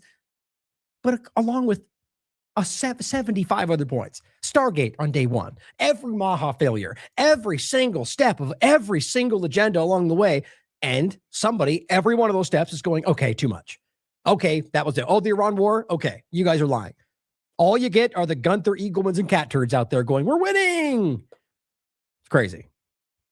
It shouldn't surprise us that this type of rhetoric takes place. If you look at what it appears that this defendant had in his past, we're talking about somebody who is college educated, who has a job, who is otherwise living his life. And we'll find out more about him, as I expect, in the coming days and weeks. Yeah, that sounds like, we're going to be dripping this out slowly, so get ready. It's coming. We're going to try to control your narrative, right? As always. But he chose to do what he did. And so our threat environment is, we are ready. I mean, I'm not going to go through what. Yeah, so like always then, right? Then you just said recently, but we all know it's the most secure. Who knows if it's the reality, but one of the most secure places on the planet, right? So now it's different. Why wouldn't you be like that before? Like, it just doesn't change. This is just trying to keep the feeling going that we're in a special circumstance. What Director Patel just talked about with the way we responded, but this was something that we will always be prepared for, and it's sad that it has to happen, but it's not a new thing, unfortunately. Yeah, right. So basically, nothing has changed, except it has, because what you're doing is using these things to take further steps into, encroaching on our rights. But all you just did is going the things that have always been happening, and so more rights need to be removed. Always. In fact, I think. Let me see. I'm going to try to grab this real quick in case I didn't pull it with me. Yeah, I left it here to grab this real quick because this is the same thing, guys. It's very relevant to see where these people who are always standing up with their righteous indignation about how the left is trying to take everything from you. Shoot. Hold on. There we go. And so these kind of things happen, right? And this is the kind of stuff you get. Matt Walsh. No president has ever been targeted for an assassination 3 times. Frankly, I find that to be, first of all, Trump wasn't either, if we're not going to be stupid about this. But he says the level of political violence from the left is historic. No, not really. And by the way, the left and right are exactly the same thing if you're not a child, Matt Walsh. We've never seen anything like it in the entire history of the nation. Yeah, not true. It's a 5-alarm fire. National emergency, drastic measures must be taken. My God, can we not just recognize that Matt, you are the left. You are exactly the pink-haired, trans-pushing lunatic that you fought in a different color, doing the same stupid things, pushing the same stupid problems for a different reason. And just tired of acting like these people are anything other than exactly what they're called. It's right in front of you. Drastic measures must be taken. What could that possibly mean if we're talking about speech? I'm sure you could figure that out. Crazy. And again, we talked about this the first time. The illusion of it. And we were correct, as it failed. Now, here's an interesting clip of Alex Jones just indicted James Comey for his 86 post. Now, weirdly, just basically, I'm convinced this person's watching our content, but it ultimately comes on and goes, that's just designed to fail. Exactly like we're talking about. The opposite of what he said last time. But then guess what? When you get down into the gritty of the video, he actually kind of goes the other direction. Not a surprise. And he goes, well, maybe it's a secret. Maybe it'll all work out. Maybe this will. And hey, he's not wrong. Maybe it will. My point, though, is that's what his real message is. You start off by going, like I always point out, he may be the worst thing in the world, but then the rest of the video is basically selling you on why you should stand by him. This guy's it's just, these people are ridiculous. They deserve criticism. This person says, is this administration stupid? We don't want people arrested for engaging in their constitutional right to freedom of speech. We want as he writes, pedophiles that run the world to be arrested for their pedophilia. We want the deep state arrested for fabricating long and federal election results. We want politicians arrested for laundering tax money and representing special interests better than their constituents. Yes, you see, this is what I'm talking about. This is what a MAGA person, or whatever you want to call somebody who believed what Trump promised, still wanting those things because he's not a liar or dishonest or whatever in this context. Because I don't know who he is. The point is clearly that that's not what's happening. Now, if you watch this again, you'll see an interesting moment where it's sort of like I want to point out as well, as we'll make this point clear in a second, 5 minutes and 30 seconds, this is where the video goes. It's 9 minutes and 30 seconds long. After 5 minutes and 30 seconds, the entire thing is advertisements. Here, buy this truck, buy this coin, buy this methylene blue and shirts and blah, blah, blah. It's just crazy. Yep.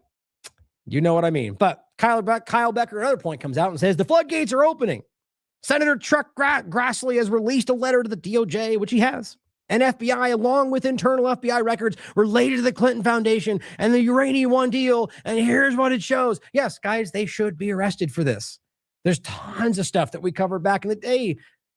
Here's the letter. Grassley sent this on 27th. That is 2 days ago. Who knows? Maybe something will actually happen. But if you're of the mind that it would need a politician just to go, hey, DOJ and FBI, can you do something about the things that are in your possession?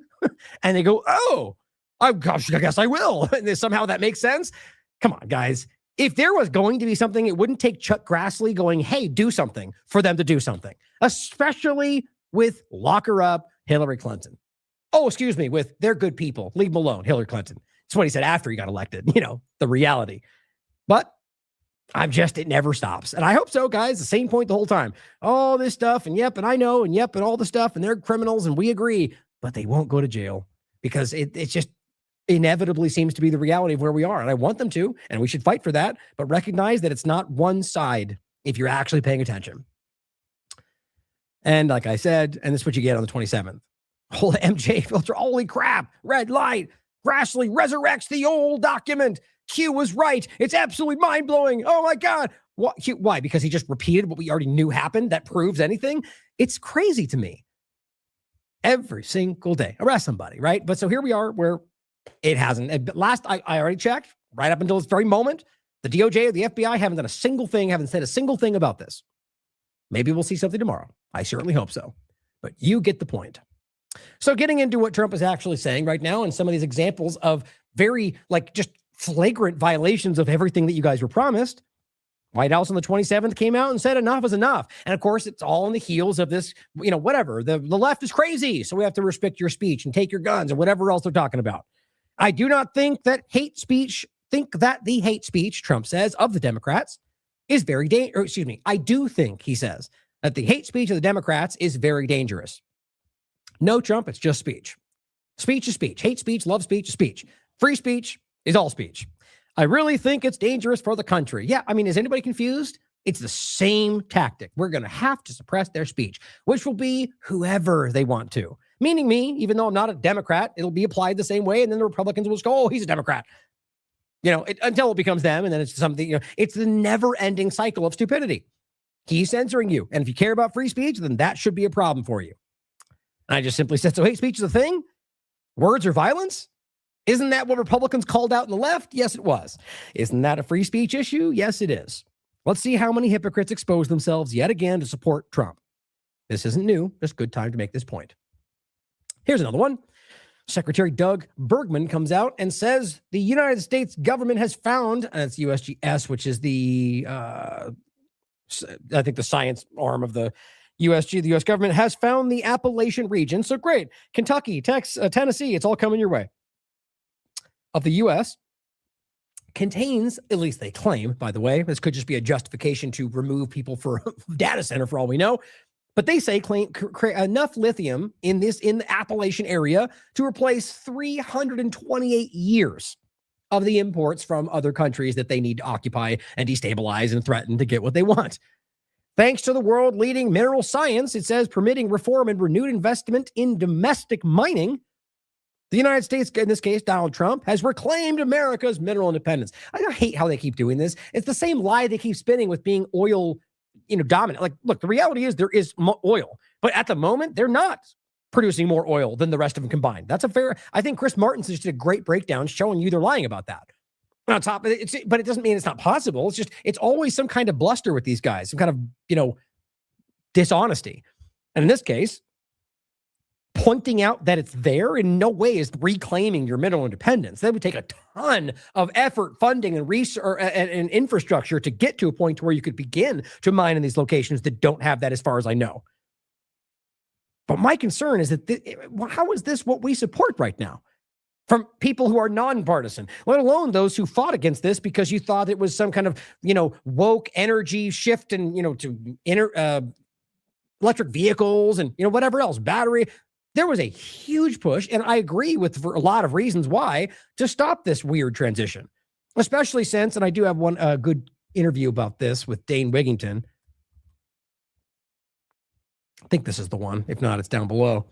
Where it was a follow-up we had, and we get into, this one. Geoengineering and climate change, gambling with the human species, and what he's really talking about is this kind of manipulation of all of this stuff. It's a good conversation.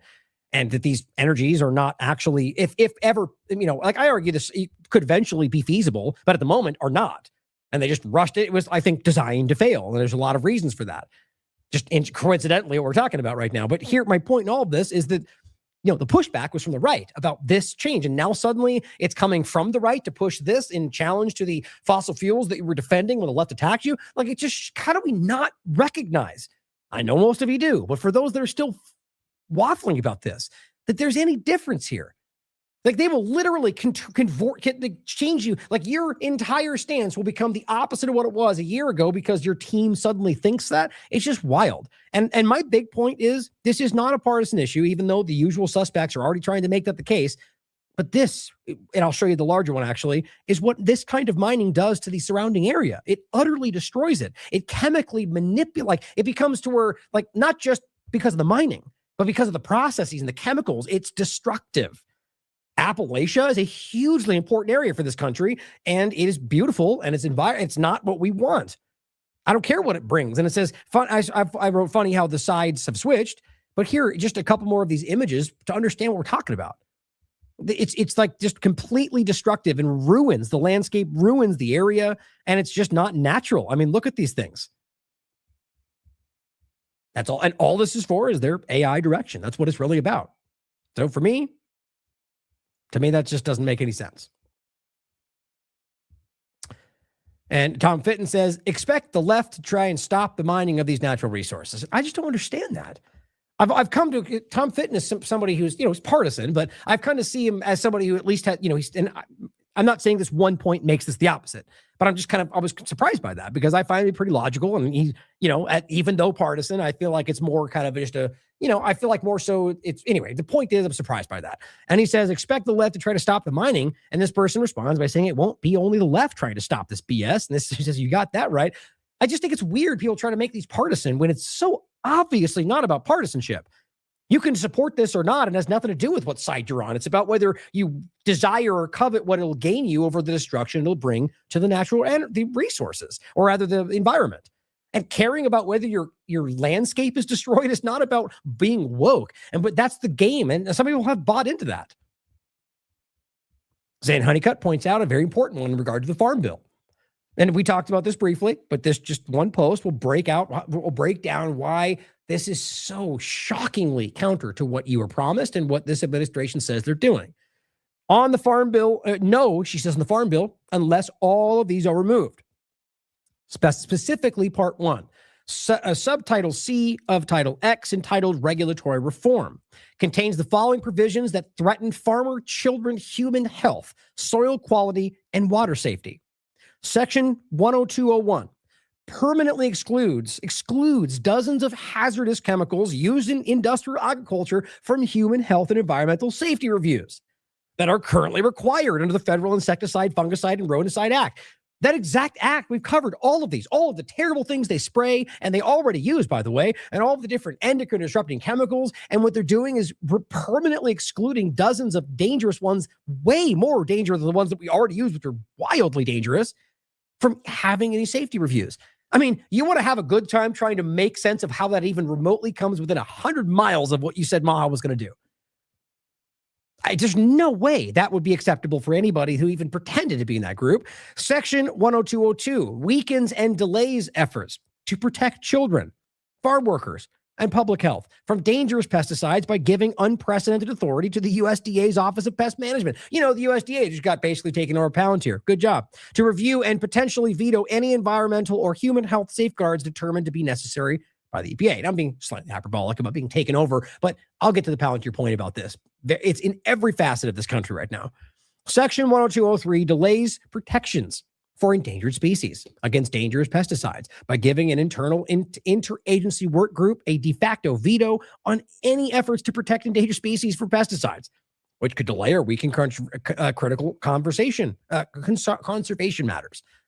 Measures. I can't read right now.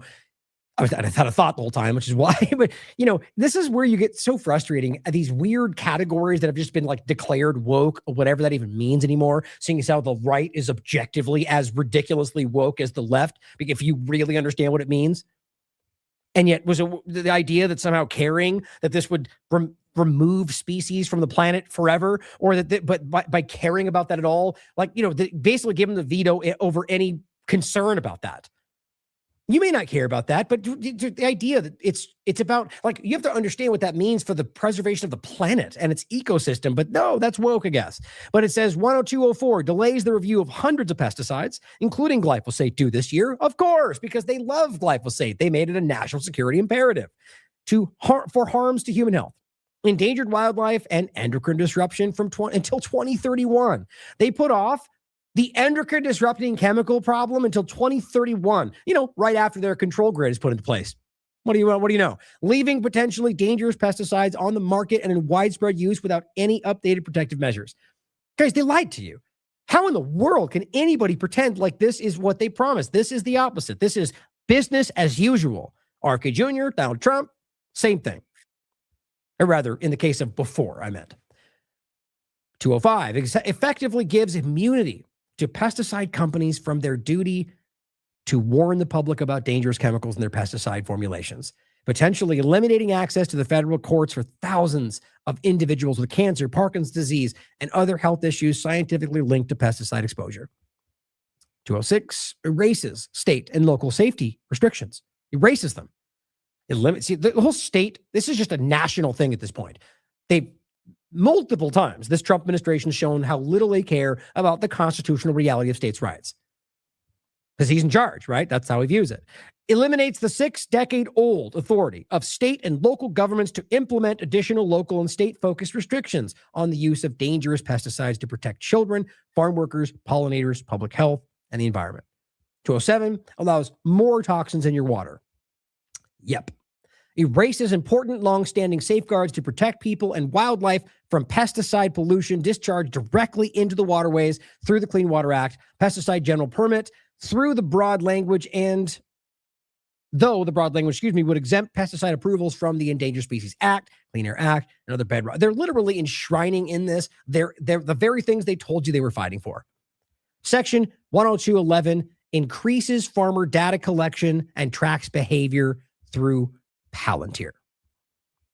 I mean, did you really not see that coming? The insanity of how that could have even connected. It's all very obviously interconnected in such an alarming way. This is not some kind of hyperbolic concern at this point, guys. It's literally happening. Everything we're talking about. I'm not trying to scare anybody. You could see it. I mean, maybe it's time to get scared, not to get irrational, but to act. I'm not talking about violence. I'm just talking about making sure we raise awareness about this and then do what you think can make a difference. You can decide what that means. I'm never calling for violence. Is this really a good for farmer farm bill, or is it good for the deep state? Right, exactly. The very deep state that Trump is fighting, apparently, according to even Alex Jones recently. Crazy.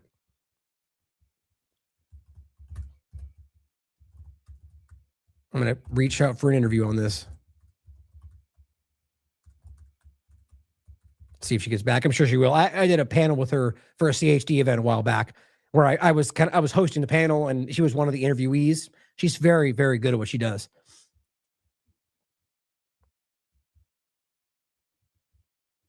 Okay. GM Watch. Supreme Court to hear Roundup case on Monday.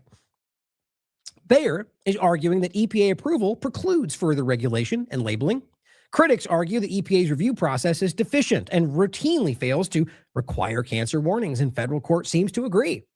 Well, we already just highlighted an example over here where they're making sure glyphosate will not be engaged with as whether endocrine disrupting chemical or just as the dangerous cancer-causing thing that it is. On top of that, you've got some Roundup, or rather Bayer and Monsanto in Supreme Court, already showing the court's eagerness to give them the allowance to do, to manipulate labeling. And it's just we're sprinting in the wrong direction. Sprinting. It's too much. I'll include some of these discussions where we talked about the FDA walks back the food dye ban, which you already know about. Trump beginning his new WHO plan, which should show you what's really going on. We'll talk about the glyphosate rule. Trump ignores MAHA by ruling glyphosate national security imperative despite obvious health risks. We talk about MAHA bait and switch. Trump's EPA calls for review of fluoride science while ignoring historic ruling on fluoride. Can't miss this stuff, guys. It's pretty obvious. Now, let's talk about the National Science Foundation. Now, there's plenty of discussion, points to be made, criticisms about, any government body, frankly, and what these things might have done. But historically, largely, this is sort of an appointee. It is an appointed body, largely bipartisan. And it's been that way for a long time. Since 2016 forward, and it's not just Trump, I think it's just a larger government ploy, but we've seen this massive shift into, we're not all Americans and we've got different opinions. It's gone to you're the enemy. And more so now than I've ever seen from the Unity Party. Funny how that works. And it's not just Trump, if you keep thinking that. It's about I think this is the evolution of this government agenda. That's all one thing. But the ultimate point being that, it's just, I think, I just lost my train of thought there. Hold on. That's what it was. The bipartisan, the point I was making, I think I lost part of it, but ultimately, that this body was bipartisan and I'm going to leave it there. Damn it. There was something I was going to say there that was actually important. I'm sure it'll jump back in my head in an hour and a half. I'll have to run back over here. But anyway, back to the point is that Donald Trump has effectively removed everybody from this body. Now, I'm like any of you, I have concerns about how these things can be used. I mean, anything government connected, or how we can, this kind of thing can somewhat, like, for example, during COVID-19 can be used to justify things scientifically that we disagree with, especially if it's from a partisan kind of that's kind of what I was saying, is that post the 2016 forward, it was all about the, suddenly you're the enemy. And so in this conversation before, you might have argued that there was more, collaboration, whereas today people have just been trained to see the other side as the enemy, no matter what. So that, I think, plays a factor here, but it's also about internally. But so you'll see what I mean when we go through this. This is April 25th. Now, the reason I find this relevant is just because of where it's all going. I mean, look, things they're doing, whether it's pathogen related or technologically related, there's health overlaps and science overlaps that are very relevant right now that you could argue this body might point out if it was done honestly. And right now, there are people within this that are at some points adversarial with Trump's agenda, which I would argue is a good thing if it comes. I mean, that's how the government check and balance system is supposed to work. Hopefully one day we can get beyond government entirely. But while we're here, this seems to be something that actually had some effect, and they're trying to get away from that entirely. President Donald Trump yesterday fired this was 25th, fired or rather 24th, all 22 members of the National Science Board, the body that oversees the National Science Foundation. Many science advocates see it as the latest step in his administration to erode, some would say destroy, the independence of the 76-year-old research agency. Hey, maybe you think it should be destroyed. The NSB is a unique entity within the U.S. government, in addition to advising the administration and Congress on national science policy. It has statutory authority to oversee the actions of the $9 billion foundation, setting policy and approving large expenditures. So right there alone, if you get rid of all the people, that's a $9 billion expenditure that suddenly falls to the White House. At least I would argue that's what they would see it as. It's presidentially appointed members, typically prominent academics and industrial leaders, serve 6-year terms with 8 members chosen every 2 years. The 24-member board has 2 vacancies when the termination notices were sent out. That's what I was saying earlier, is that there were 2 that already weren't, and then the rest of them were fired. Now, Kevin Straussen, one of the dismissed board members, says the mass firing of the latest indication that the White House is ignoring the board's authority and dictating policies at the NSF, which has been without a permanent director since the former director resigned a year ago. So another example of somebody who resigned in frustration because he was angry with what the Trump administration was doing, which it'll get to, essentially just ignoring them. And, the people that were appointed were no longer even in charge of their own department, which you could argue is illegal, if not, what would be the right word for that? I would argue probably illegal. At the end of the day, there is, at the very least, that there's a policy violation of some kind. The point being is that these people are put in the position, they're the ones managing the department, and it is presidentially appointed. So I guess you could argue I'm not arguing this is a crime necessarily, but what I'm getting at is that this is in the pursuit of something much more manipulative, whether that's the money being used for something they're working on or just this sort of repopulation of all people that are just like, yes, Trump, whatever you want, and amounts to the same thing. I argue there's a lot going on where a body like this, if accurate or honest, which is we should always question, would be something important.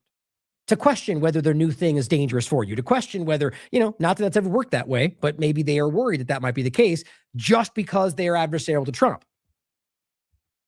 And it says the White House's decision last month to ask Congress to give the foundation $900 million next year, right? So interestingly,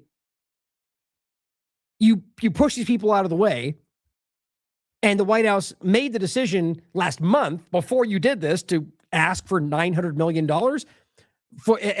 specifically for a new Arctic research icebreaker is another example of how the Trump administration's office and management of and budget has prevented the board from meeting its obligations, says Straussen, who until yesterday chaired the group's committee in large research facilities.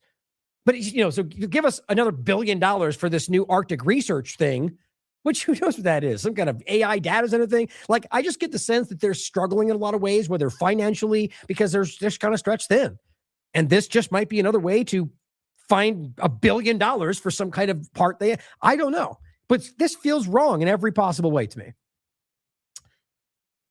And it says the Office of Management and Budget basically said very directly to the National Science Foundation's chief of research facilities that, quote, you will build a new research vessel.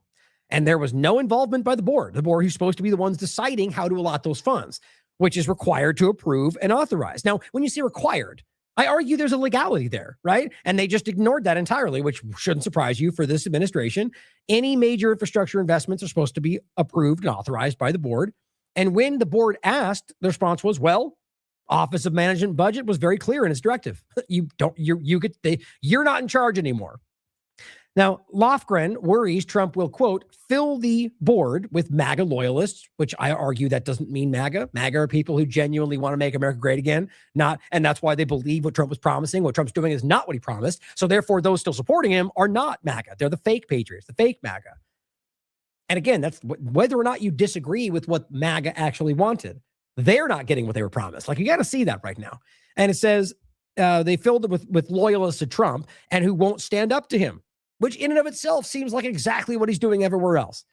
But Straussen believes it doesn't matter whether Trump restocks the board or leaves its positions unfilled, which is important, right? Because if he leaves it unfilled, he just does what he wants anyway. Acts like it's just a long-term process and uses that money in the meantime. And essentially can use the power and resources of this body to justify or support his agendas. It says, we would ask them, are you following board governance directives?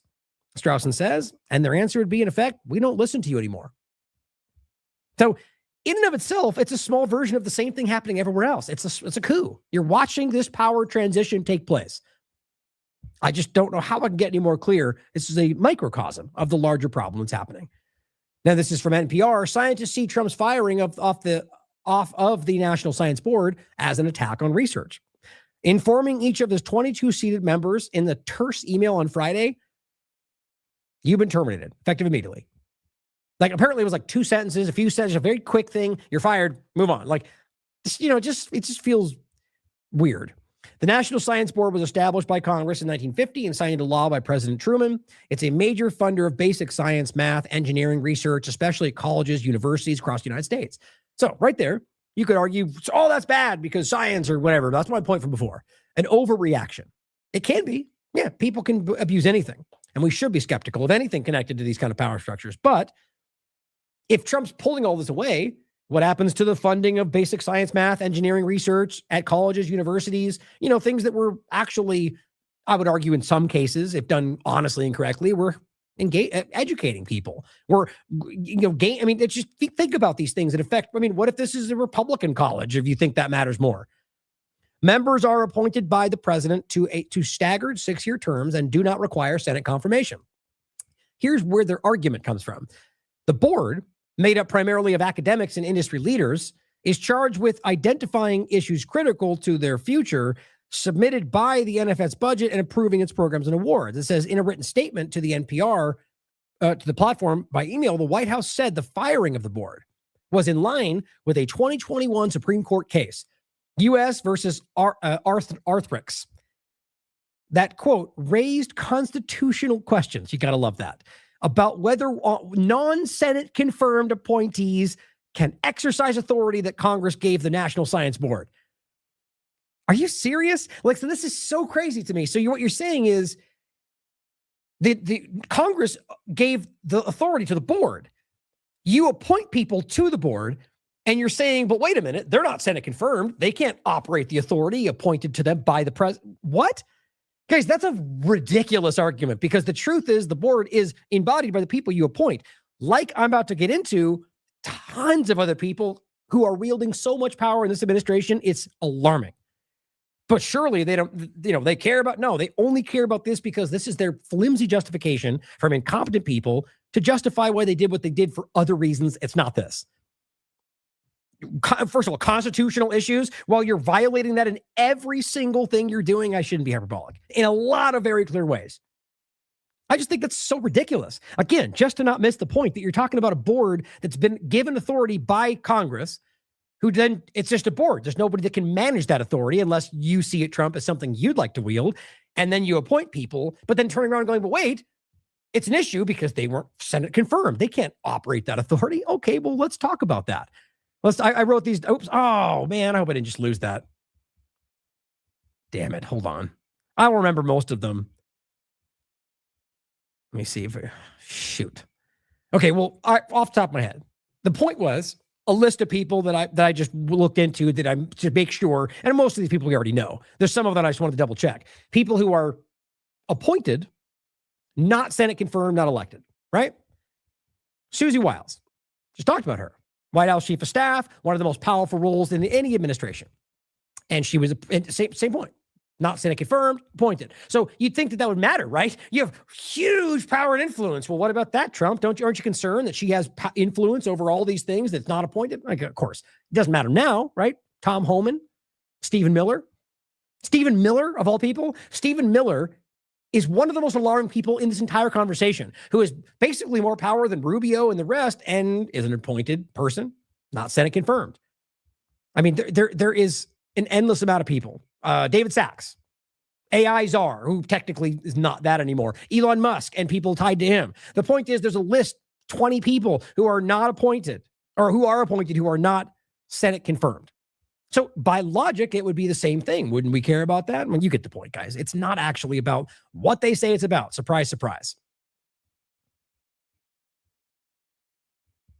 Now, to get into the AI overlap to this, because, all of these, by the way, we're still on the conversation of the things that we're being lied to about, things that are going in the wrong direction, right? But as we're talking about the idea of wielding too much power, I guess, let's talk about Elon Musk and the AI infrastructure they're building. So, more perfect union, Elon Musk and the Trump administration are suing to block Colorado's first in the nation AI anti-discrimination law.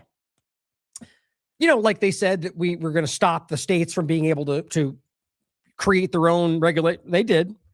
They, even though that's unconstitutional, the point is obviously Lutnick and the rest have made it clear that we're doing this and you guys can't do anything about it.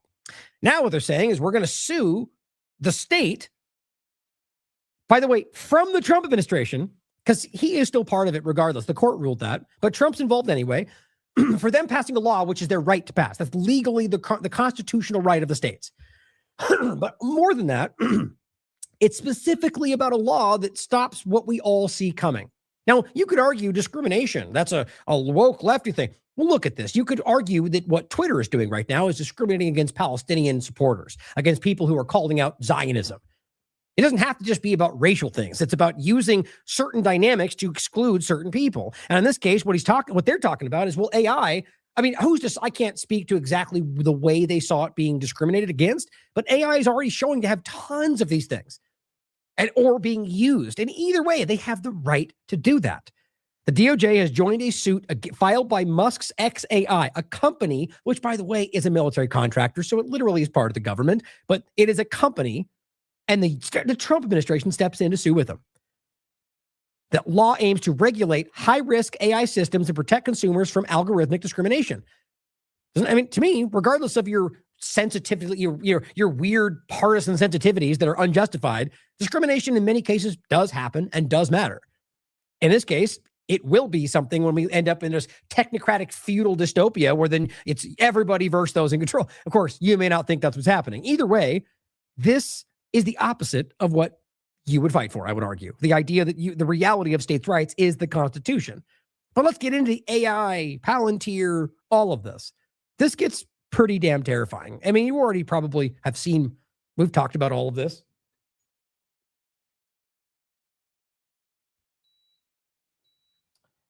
We've talked about all this extensively for quite a long time. This is a new article from Wired, and this has to do with the digital ID and Doge and a government, what would you call it? It's a platform kind of a thing, but it's a government kind of, institution. What am I looking for? I'll read from here at login.gov. So I guess it's a government entity. Greg Hogan, who, by the way, we'll get to in a second, was funded in a previous company by Andreessen Horowitz, Mark Andreessen. Directly back into the network state agenda, Peter Thiel, all of it, guys. There's a very clear influence network right here. Greg Hogan will oversee login.gov as the government seeks to integrate driver's license and passport information into the service. Told you. That's exactly what I promised would happen, did I not? That eventually the driver's license elements, the things they have on the Save America Act as the alternatives to the digital things they want to force on you, are the things that they're already trying to move into only digital versions. So you can use driver's license. Yeah, you can use your passport, but it's the digital versions that we're giving you. So you have a digital ID. It's obvious the way this was going. The SAVE Act was one side of it. Then you have, of course, the Biden mobile driver's license. And I've been talking about this for years. And now, as we can see, making what one insider calls a national ID. Thanks, Trump administration, for doing what we have all been fighting against the previous administration. This person says, what happened to small government for the right? Oh, yeah, MAGA destroyed the GOP. Well, again, I argue that was the fake MAGA who tricked people who genuinely wanted those things. Here's the article. This was yesterday. A Doge affiliate is now in charge of the U.S. government's ID platform.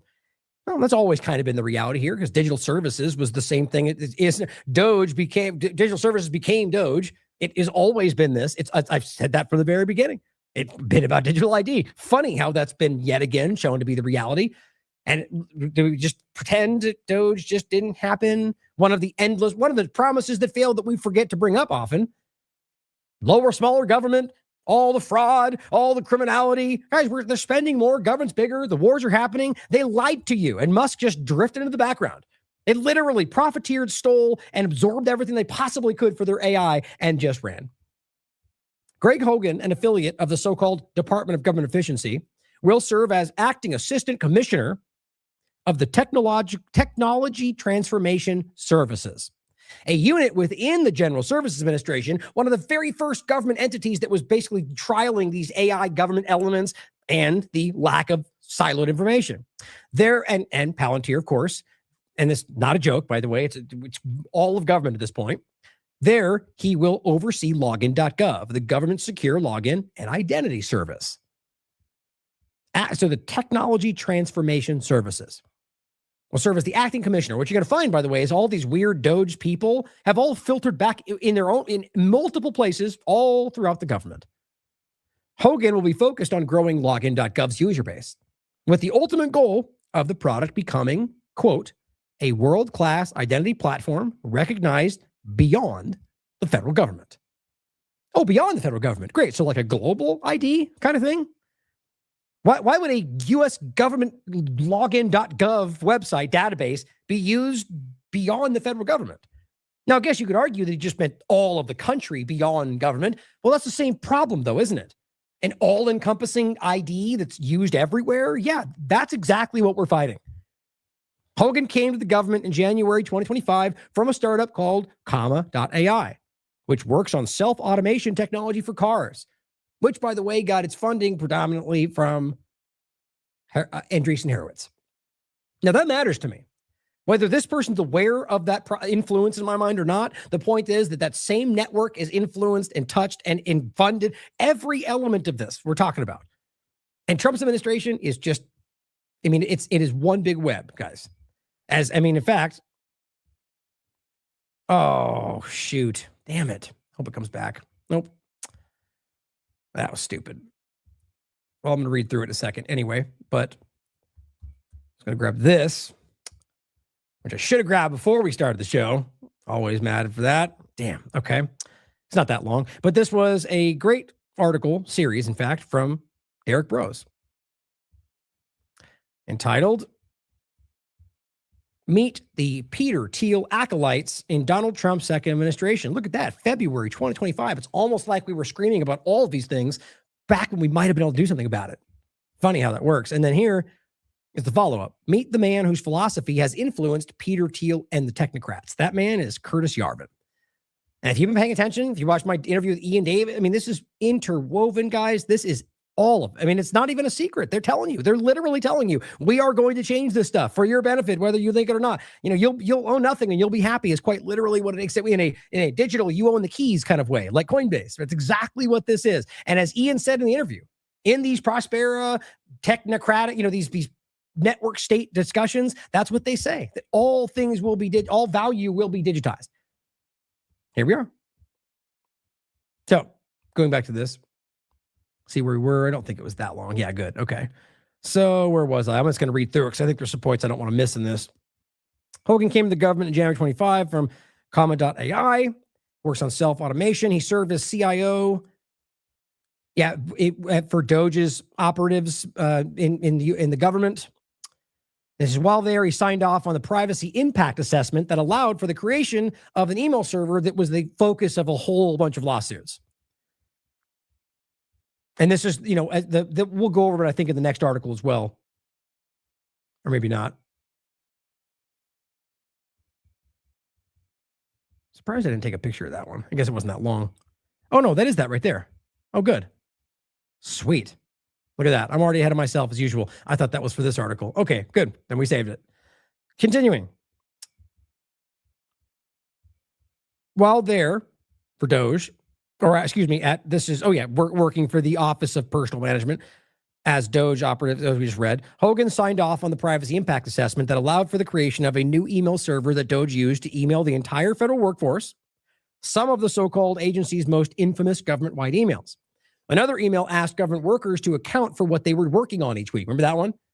They give us a list of what you're doing, and also, whether you disagree with the way that went down or not. The point was not about necessarily the checking on their work, which they didn't even really do. They didn't even actually change anything. The point was about the information flow, the infiltration, right? That's what this really was, in my opinion anyway, and I think many clear, evident, proven examples.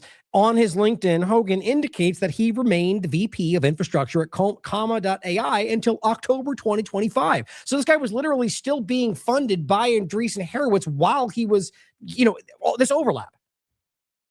And it says, to get launched in 2017, login.gov was developed as a way for people to have a single secure account to access services and information across multiple government agencies.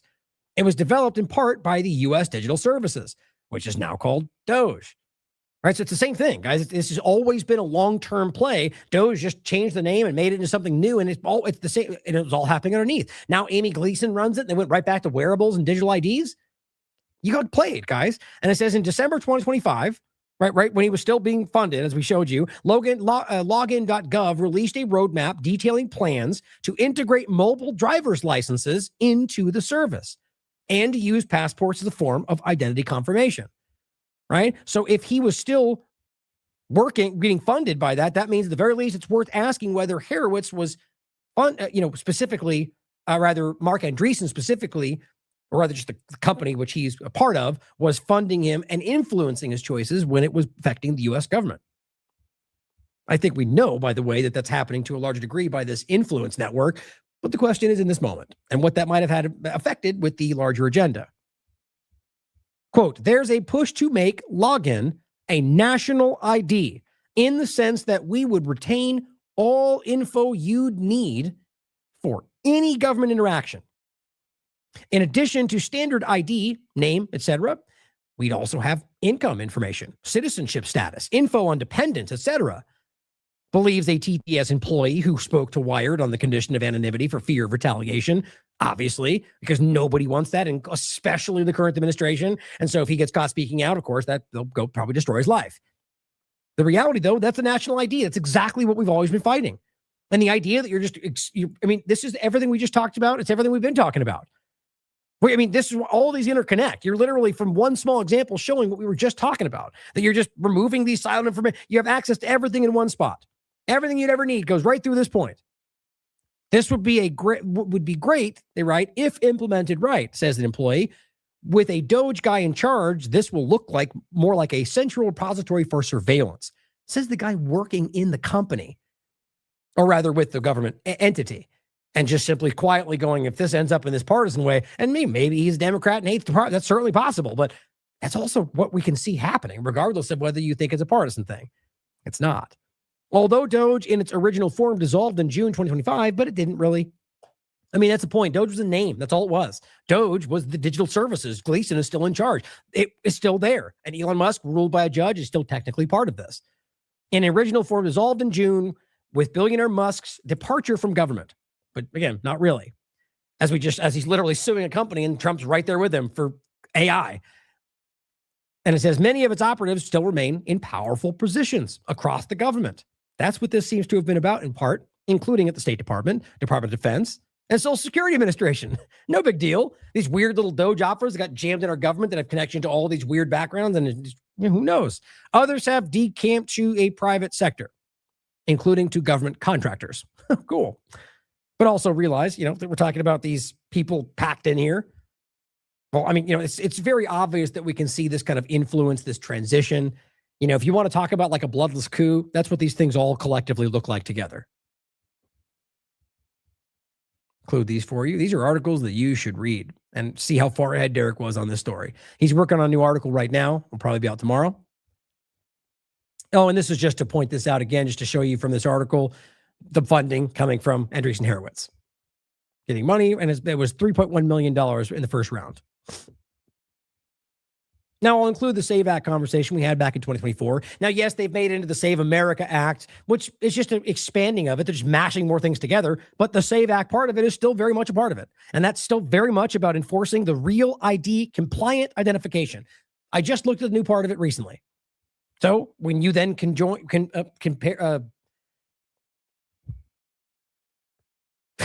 well, I can't think of the word. When you put these two things together, you get the idea of mobile driver's licenses, right? And passports, digital versions. Well, then suddenly this is the only possible option.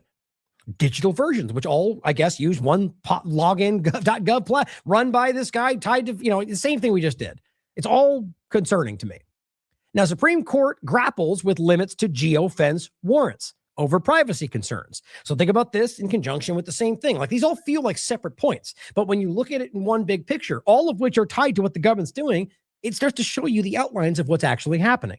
April 28th, a Supreme Court on Monday grappled with whether to impose limits on when and how law enforcement uses so-called geofencing warrants to track down a criminal suspect using cell phone location data from a broad swath of users, including people with no connection to a crime. Well, right there, that should be too far. Right there. I don't care what the benefit is, unless we're of the mind that we are no longer concerned about the Constitution, which is not what anybody's actually saying, even if they just want you to think they care. But what we're actually getting into here is a person who was charged, who actually broke the law, as it appears, except it doesn't appear he's actually been proven to be guilty, but he seems to be the one that was charged. And if he gets proven to be guilty, well, that's how we're supposed to be in this country, right? Innocent until proven guilty? Hardly. Nobody acts in this country. But the point, though, is that whether guilty or not, the case that they point is they use this process to get it. So in my mind, it's like arresting somebody with no warrant. Why would it be any different? Whether he's guilty or not, you violated the process. That's your responsibility, right? So that's where this ends up going. It says, during oral arguments in a landmark case from Virginia, many justices appeared sympathetic to the government's arguments that digital dragnets are a critical tool for solving crime despite, well, yeah, you could argue that. But if those digital dragnets violate your rights, well, they're the end of the conversation. It says, despite concerns, they inherently violate Americans' rights. What are you even talking about? Like this game they play where it's like, well, is it shall not be infringed or not?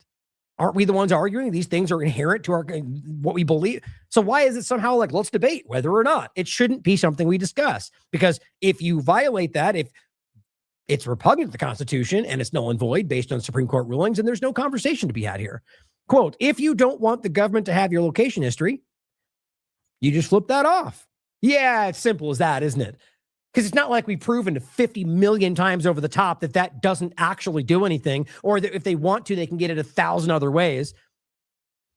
It's like saying, well, you check the box. We don't want you to use it. And then you find out a year later, they sold it anyway. I mean, how many times do we need to go through this? Referring to the common privacy settings on most phones. Right. Just if you don't want them to peer into your private window, you close your window shades. Is that really your argument? Then it's saying, if you don't, if you're not guilty, what do you have to hide? That's a justice in the Supreme Court.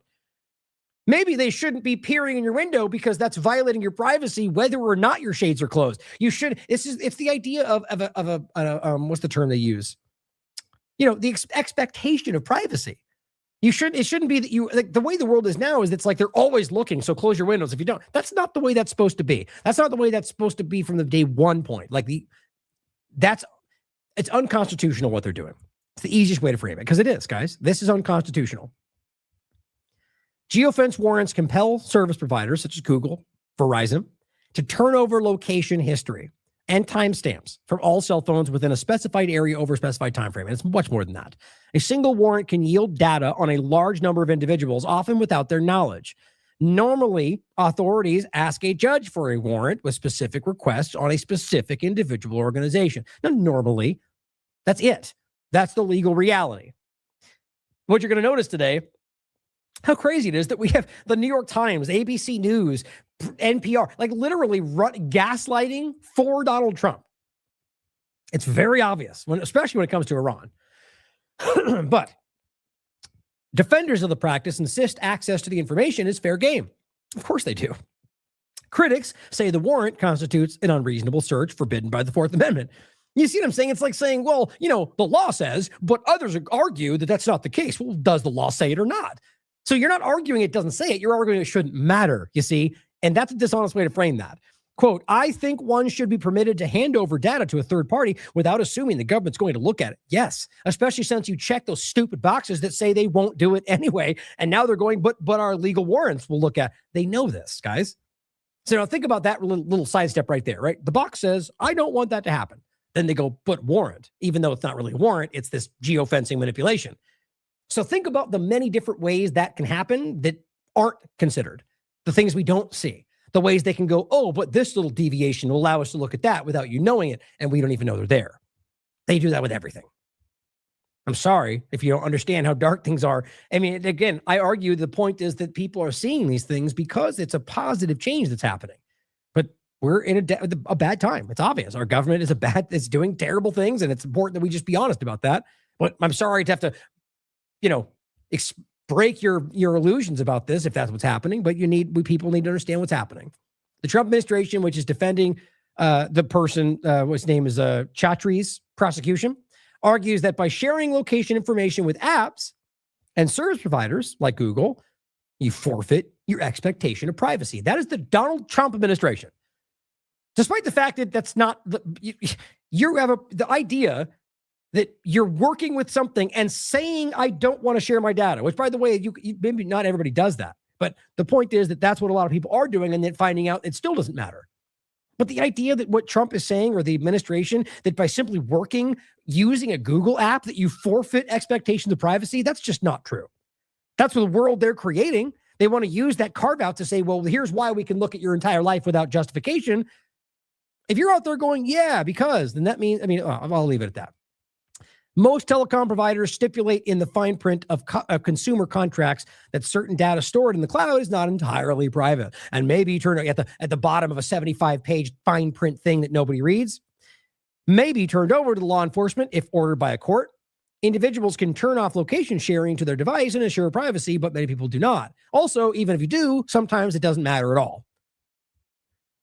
It would also affect Google Photos, Google Documents, Google Calendar. Your entire calendar, noted Justice Sonia Sotomayor. Yeah, but she's a Democrat, so who cares? Dumb people say things like that.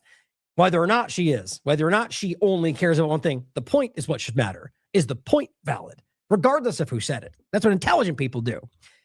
It would also affect Google Phones, Google Documents, Google Calendar. So now you're telling me that if I have a calendar, if I'm using Google Calendars, which, by the way, comes on my phone whether I want it or not, I have no expectation of privacy. You might have read that other one and going, well, Trump, it's about the fighting criminals and they're not violating it. And then you find out, oh, well, they are violating it, because what they're saying is, if you own a phone, therefore, yeah, you have no expectation of privacy.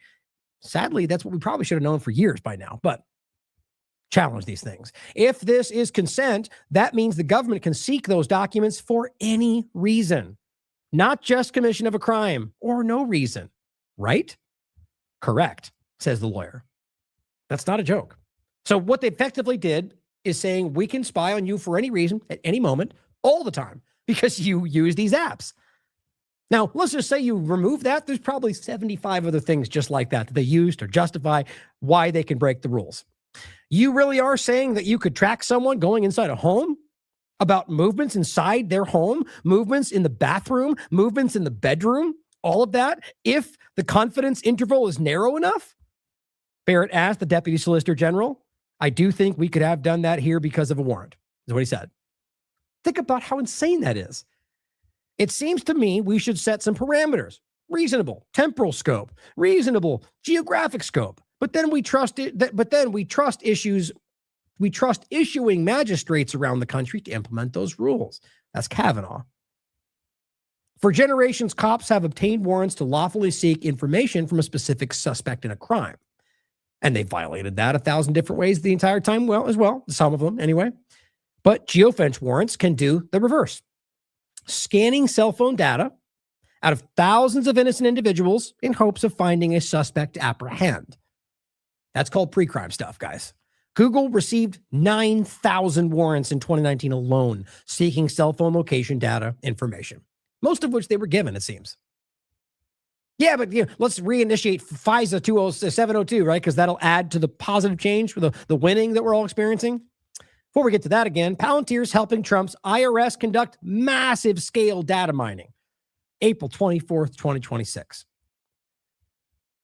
Military contractor Palantir is helping the IRS analyze dozens of different data sets on Americans to investigate a broad range of financial crimes, according to records shared with The Intercept.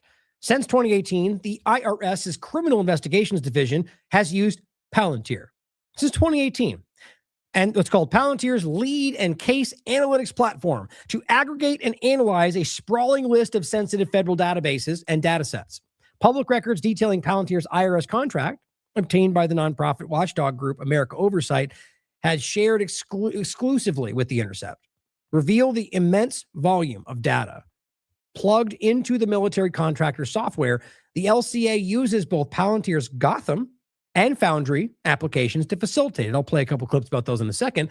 Analysis of massive scale data to find the needle in the haystack, or to tell you they found it. Documents indicate the IRS has paid Palantir over $130 million for those services to date.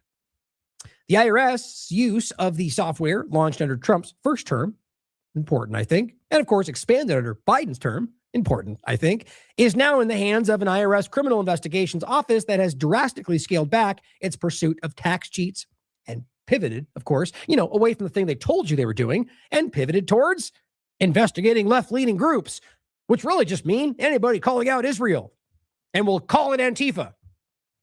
I mean, guys, hopefully you're already along with all this and you see exactly what this is really about. Aimed at you. Simple as that. The real concern is the consolidation of vast amounts of sensitive personal data into a single system with minimal transparency, especially one built and operated by a contractor like Palantir, whose business model is premised on integrating data and expanding surveillance capabilities, said American Oversight Director Chioma Kukwa. Palantir's LCA allows the IRS to quickly search and visualize connections from millions of records with thousands of links between databases maintained by IRS and other federal agencies. Thank you for the unsiloed restrictions, or rather the lack of them, with Doge and Palantir and just removing all of our data, which, by the way, Israel gained access to as well, verifiably. That's all that, so they can just, that's access to everything all the time, to private companies who sell your data and train their AI models on your personal information. And on top of that, search and visualize. Now, do you remember how this went down during the kind of height of that previous moment? Remember all the Antifa? What happened with that? That's right. What happened, Kash Patel? What happened with your current lawsuit against Atlantic? Oh, it looks like it's floundering and failing spectacularly because you were, I guess, put out there to be embarrassed, to distract everybody? I don't know. But Antifa, the Halloween thing, like, are we just pretending those didn't happen? And you realize that they used this that's why I'm bringing it up. They use this to just create false networks. Now, look, I'm not saying, as you know, if you're paying attention, that the Antifa element are not manipulated, whatever you think that is. And it's really just a name for whatever they want to call the current thing they're using, like a Patriot Front.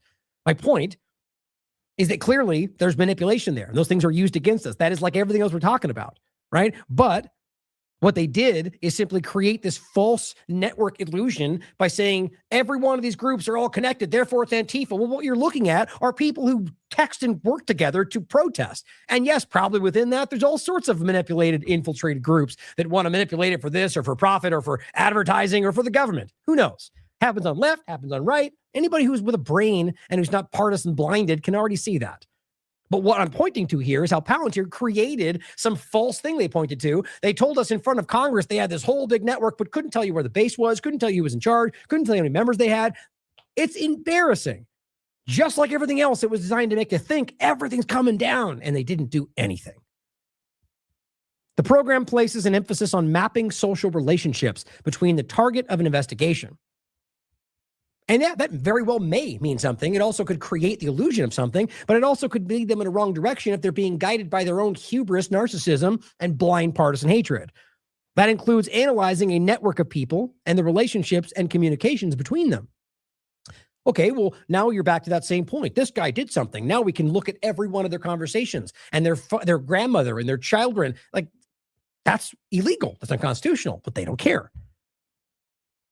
It says such as calls, text, emails, events. The use of IP address analysis within LCA allows the IRS to identify suspects more easily or assume that they might be suspects based on subjective conversations and establish new relationships among actors. Or they said Palestine, therefore they must be what we pretend they are. Of course, the investigative functions are continuously updated, basically meaning that they're just constantly adding more information and more data about you, digital twin style is what we're talking about. The use of Palantir software at the UK's National Health Service, for example, has created an ongoing political controversy across Britain. You see, it's not just the United States. Problematic, guys. This is happening a lot of places in the world. While a similar contract with the New York City Public Hospital Network was recently canceled following public protest for obvious reasons. Last year, the New York Times reported that Palantir, founded by Trump ally Peter Thiel, was central to an administration's effort to increase data sharing across federal agencies. Yeah, well, you know that. For those who didn't know, what that just described what I just said. The removal of all these siloed information databases to where now it's just wide open and abused, violating your rights. The company's right-wing politics and eagerness to facilitate U.S. and Israeli military aggression abroad, NSA global surveillance, and ICE deportations has also made many wary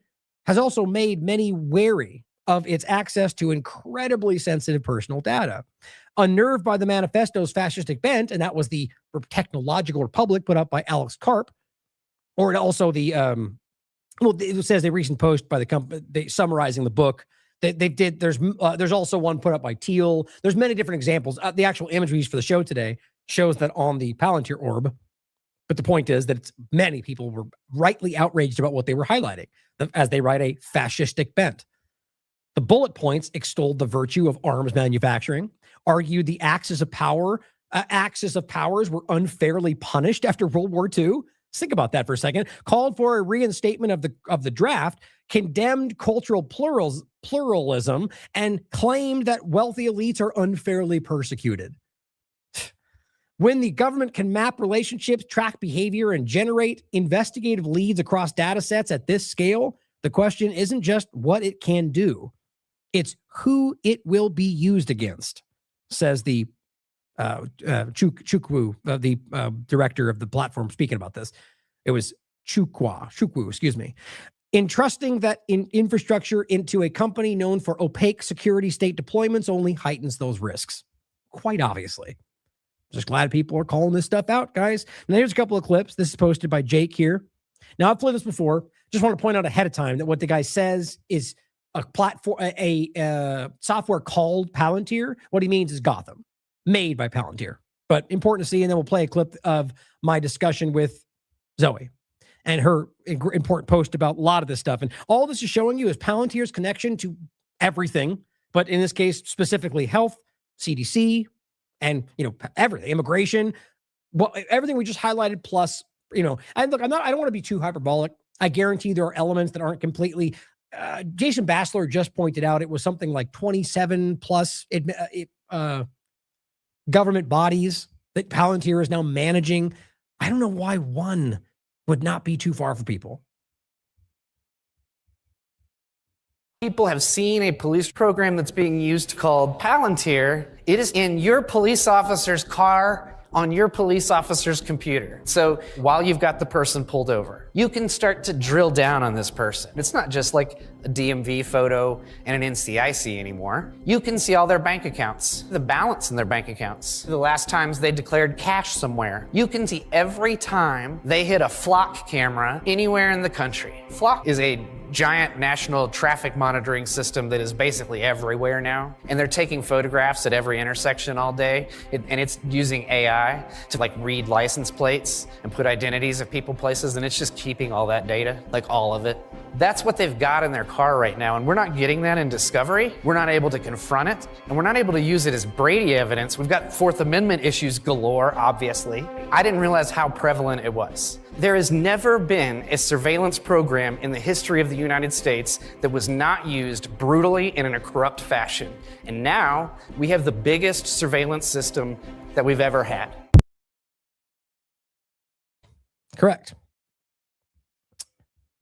Here's one with Zoe, and the Sense Receptor kind of quoted most of it, but I'll just play it for you. Zoe was a former medical coder. She wrote the book about the COVID-19 timeframe and the awareness of what was actually happening. We did a couple interviews with her. She wrote a couple of series. We put both part 1 and part 2 on our Substack, Medical Surveillance, the Illusion of the Medical Privacy. Here's what she had to say about specifically these programs, and more than just one of them. know for sure Palantir, Epic, 3M, which are programs that I use personally in multiple hospital systems. They're used all throughout the country, are directly partnered with Palantir for two different programs. There's a program called Foundry, and there's a program called I forget the other. There were ones used for Operation Warp Speed that I don't know if they were used like directly in hospitals, but they had to be fed into that program per Medicare rules, and that was, I think, Tiberius. I think there were many programs. Yeah. Which in your articles. But so well, I think one thing I wanted to bring up too is, so Epic and Palantir are partnered, and I believe they use the same platform for their programs. So this comes in part 2 when I start talking about the drones that Palantir is also involved in, and they're using right now in Gaza, based on AI and facial recognition and your medical record data and your genomic information. So they're using all of that to target people. And the way that Epic works is they have multiple programs that are in like their main program. So like they'll have different suites, and from different hospitals, they change the name. So it might not even be called Epic at a different hospital. So later on in part 2, when I talk about how Palantir has these healthcare programs that were Operation Warp Speed, that was Gotham and Tiberius. Well, all they have to do is change the name of that program, and it's the same program. It does the same thing. Right. They just change the name for like a different institution, and they kind of personalize it a little bit for their personal use. But it does the same functions basically for different clients. So I would put all of my money in the basket that says Palantir uses that same trick. So when I say Palantir has a program called Tiberius and Gotham that's used in healthcare, and then I say that Palantir also has these programs in Gaza, or we think Palantir has these programs in Gaza called Where's Daddy and Lavender that are being used for drone assassinations, all they have to do is take those program names, Tiberius and Gotham, and change them to Where's Daddy and Lavender, and it's the same program. Right. Now, her work, important, and you should definitely check it out. This is our Substack point, or our post, where we basically reposted her work on that specific 2-part series. But I'll include her Substack as well. It's where the link that I had for her book's not working. I was going to include that for you. Here, I'll include this. I'm sure it's in her Substack somewhere. The one I had saved to the side is just looks like it's a dead link. That's why I was trying to search for it just now. Here is her Substack as well. Oh, here my video's down. There we go. Make sure you check it out. The book, it's crazy. It's the craziest stuff. And this came out right, if this had been given the right reach it deserved, people would have changed their minds earlier. And the book is My Life in the Thrill Kill Medical Cult. Now here is one thing she was talking about. CDC further expands the use of Palantir's Tiberius platform, February 22nd, 2022. How long this has been happening? It's not just in this administration. It's just that it's been kind of culminating. It's in, it seems like the finishing touches are being put on this right now. That's what it feels like to me. So, by the way, if you guys in the chat can if you have the link, by the way, for a book, grab it for me. I'll throw it up in the show so people can grab it. And then this is just to finish these last couple points on the Palantir side of it. Here's what Palantir said. On 2025 June, they said the recently published article by the New York Times, which was calling out what they're actually doing, doesn't mean you should trust the New York Times, but what they said was correct. Blatantly untrue, just like they come out and say, the Atlantic article was blatantly untrue about my drinking, and then just sues and loses and doesn't matter. Obviously, it's obvious what these people are. Palantir never collects data to unlawfully surveil Americans. Are you effing kidding me? It's just insane. And it is, and our Foundry platform employs granular security protections. If the facts were on our side, New York Times, did you sue them? Did you win? Did you make them take it down? No, you didn't do any of those things. Derek Prose includes his article here. If anyone wants the real truth of Palantir, read this. And one I usually include, I'll even include it here just in case. Welcome to the Palantir World Order. 2025.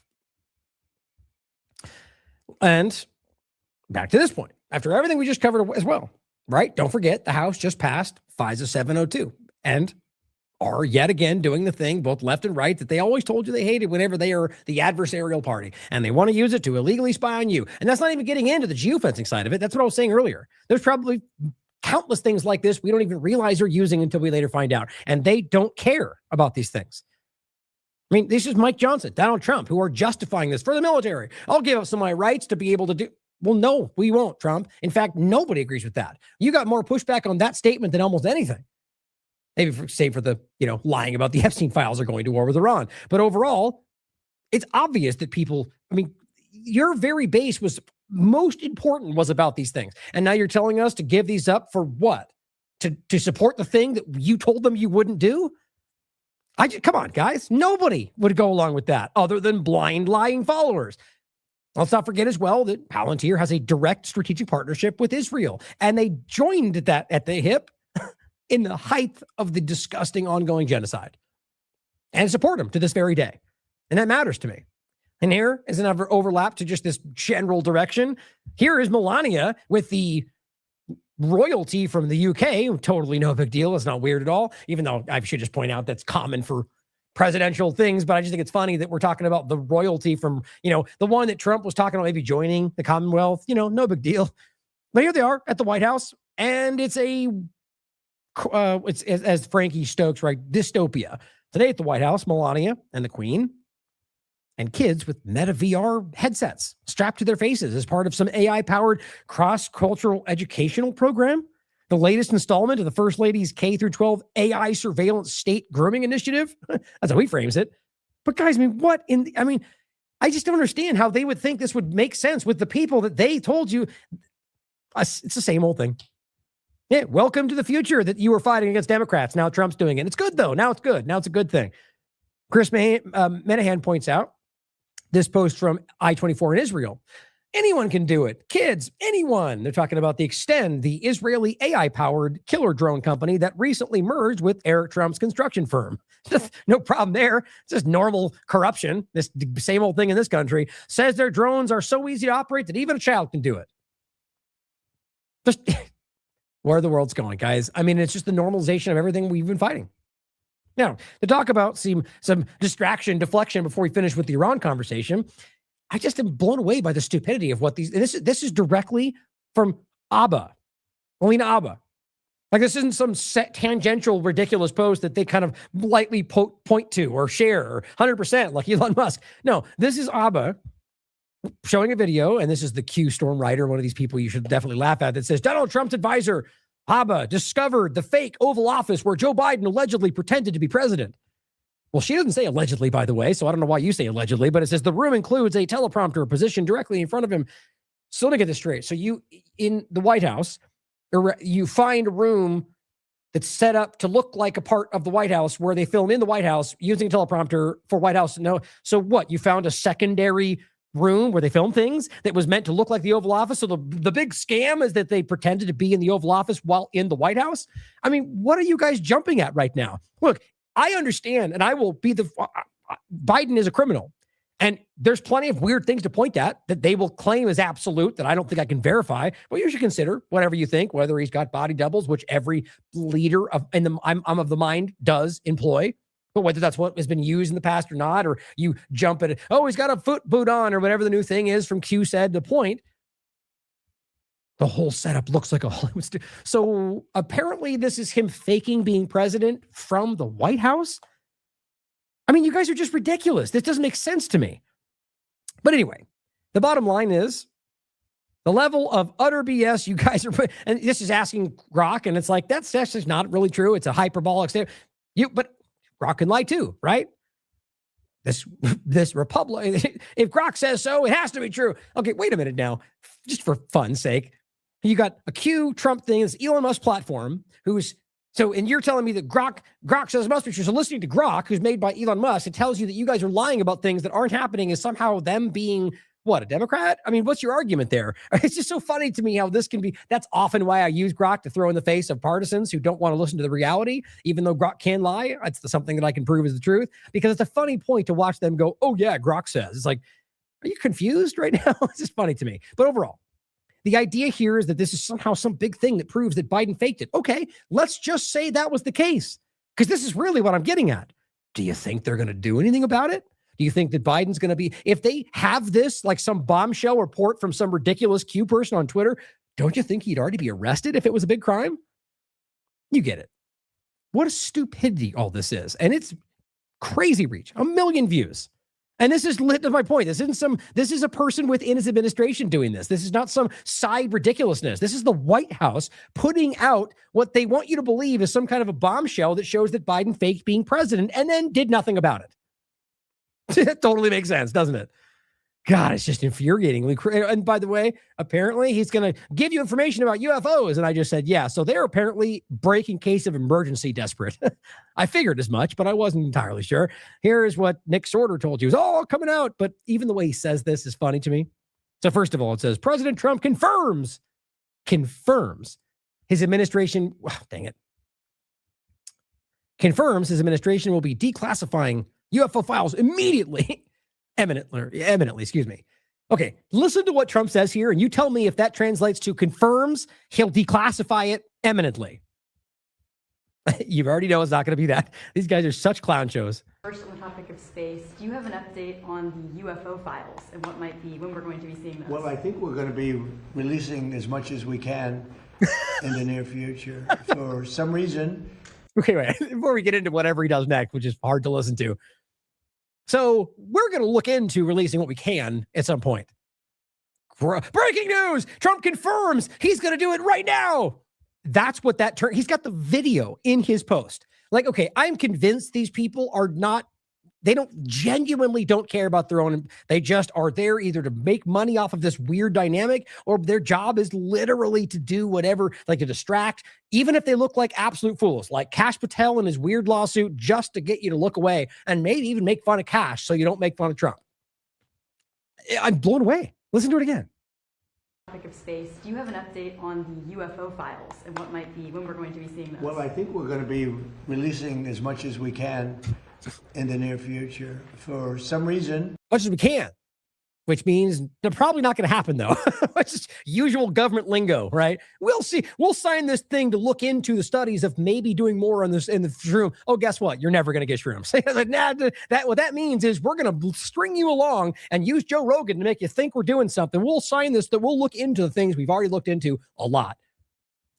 I don't know why people fall for these things anymore. Okay. But so he goes, we'll look into it. Maybe.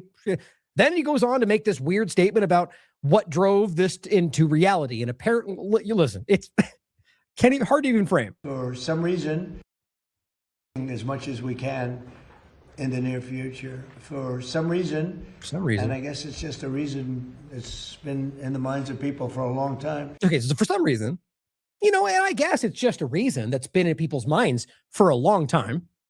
And that is such, they want to find out about the UFOs. And that is such that they want to find out about UFOs. Wow. That's what you had to like theorize and contextualize that, it's a grand thought that they've had for this long time. They want to know about UFOs. Okay. So I'm pretty sure he had no idea what he was going to say right there. And he just kind of does that's what he does every single day, every time he opens his mouth. I just had to make fun of that. It's just impossibly funny and stupid, but let's keep listening.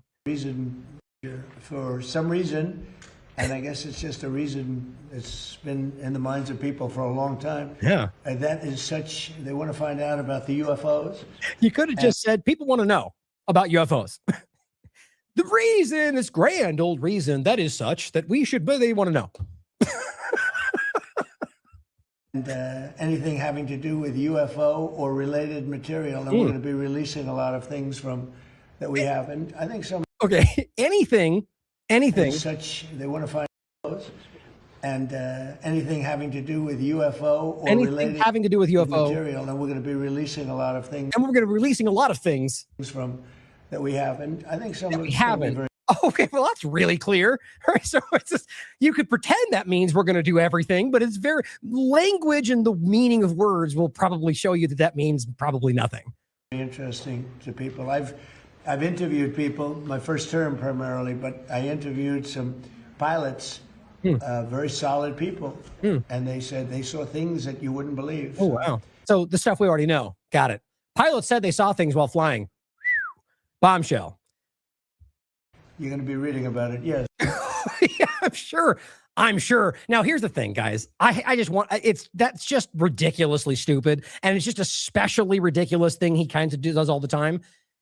But who knows? Maybe it will actually be something, because my mind is that this is something that would be done to, like I jokingly called it the break in a case of emergency deflection or desperation. Because there's been, in case you're new to the, whatever you want to call the, people, spiritorial, the idea of, it's called Project Blue Beam. It's a real thing. I mean, the idea to be able to project like very realistic looking like laser presentations, like that look real, like that you wouldn't be. I've seen some of these things, like in China. I've seen one that like it's wild. It literally looks real. And so the point is wondering whether that will be like a level we've yet to see that projects, I don't know, the aliens coming to, and then, oh, well, now we have to have the government as one to fight. That's kind of the idea, or the second coming.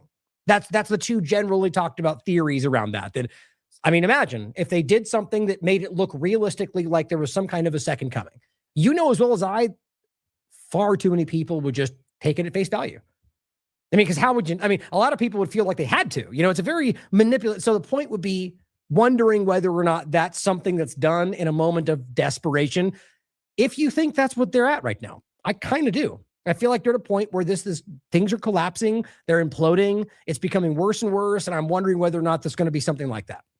So all that aside, I'm not even saying, I'd say I'd put it at 50-50. Like I'm not saying I think that's going to happen, but it's possible based on the circumstances. So that being said, me joking about all that may amount to the fact that they come out and give you something, but is that going to be the reality? Right? I mean, I don't know why that would make sense to anybody. And why now? Why in the midst of an ongoing genocide, a war they're embarrassed by, a failing administration, its lowest point of that's why. I think that's quite obvious. But, you could pretend that makes sense that they would do this at this point. It just doesn't. I mean, or okay, one final thought. Maybe it is all real. And the same justification, right? Fine, give them the data about the things we know, get them off my back. Either way, it's pretty interesting to see where this goes. But I hope you agree. It's like just watching that. It's like, it makes you wonder who actually watches these things and goes, this guy's great. And he just perfect, he's honest and says what he means. It's like it's inherent in the way he talks that he's being manipulative. You know what I mean? It just kills me. And again, if you take that as some kind of a partisan point, you're just really not paying attention. I mean, Biden is just as problematic for very different reasons, and plenty of the same reasons. Now, and this was just the same kind of point of the joking stuff, or rather just the same kind of, and I didn't want to point out the things that Alex Jones was doing in regard to Trump, because I think it's relevant to what we've talked about. I recently pointed this out.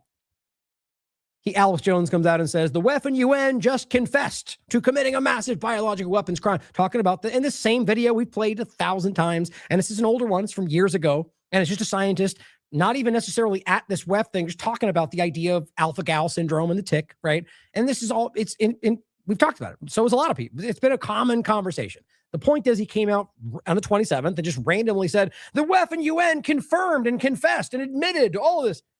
No, not as far as I can tell. Here's Grok in case that means more to you. No, not true. Now, it's not because I asked Grok. I looked into it myself and checked everywhere I thought it would be and did this to make the point to partisans who would not want to hear that because you listen to the UN? No, I just checked my facts.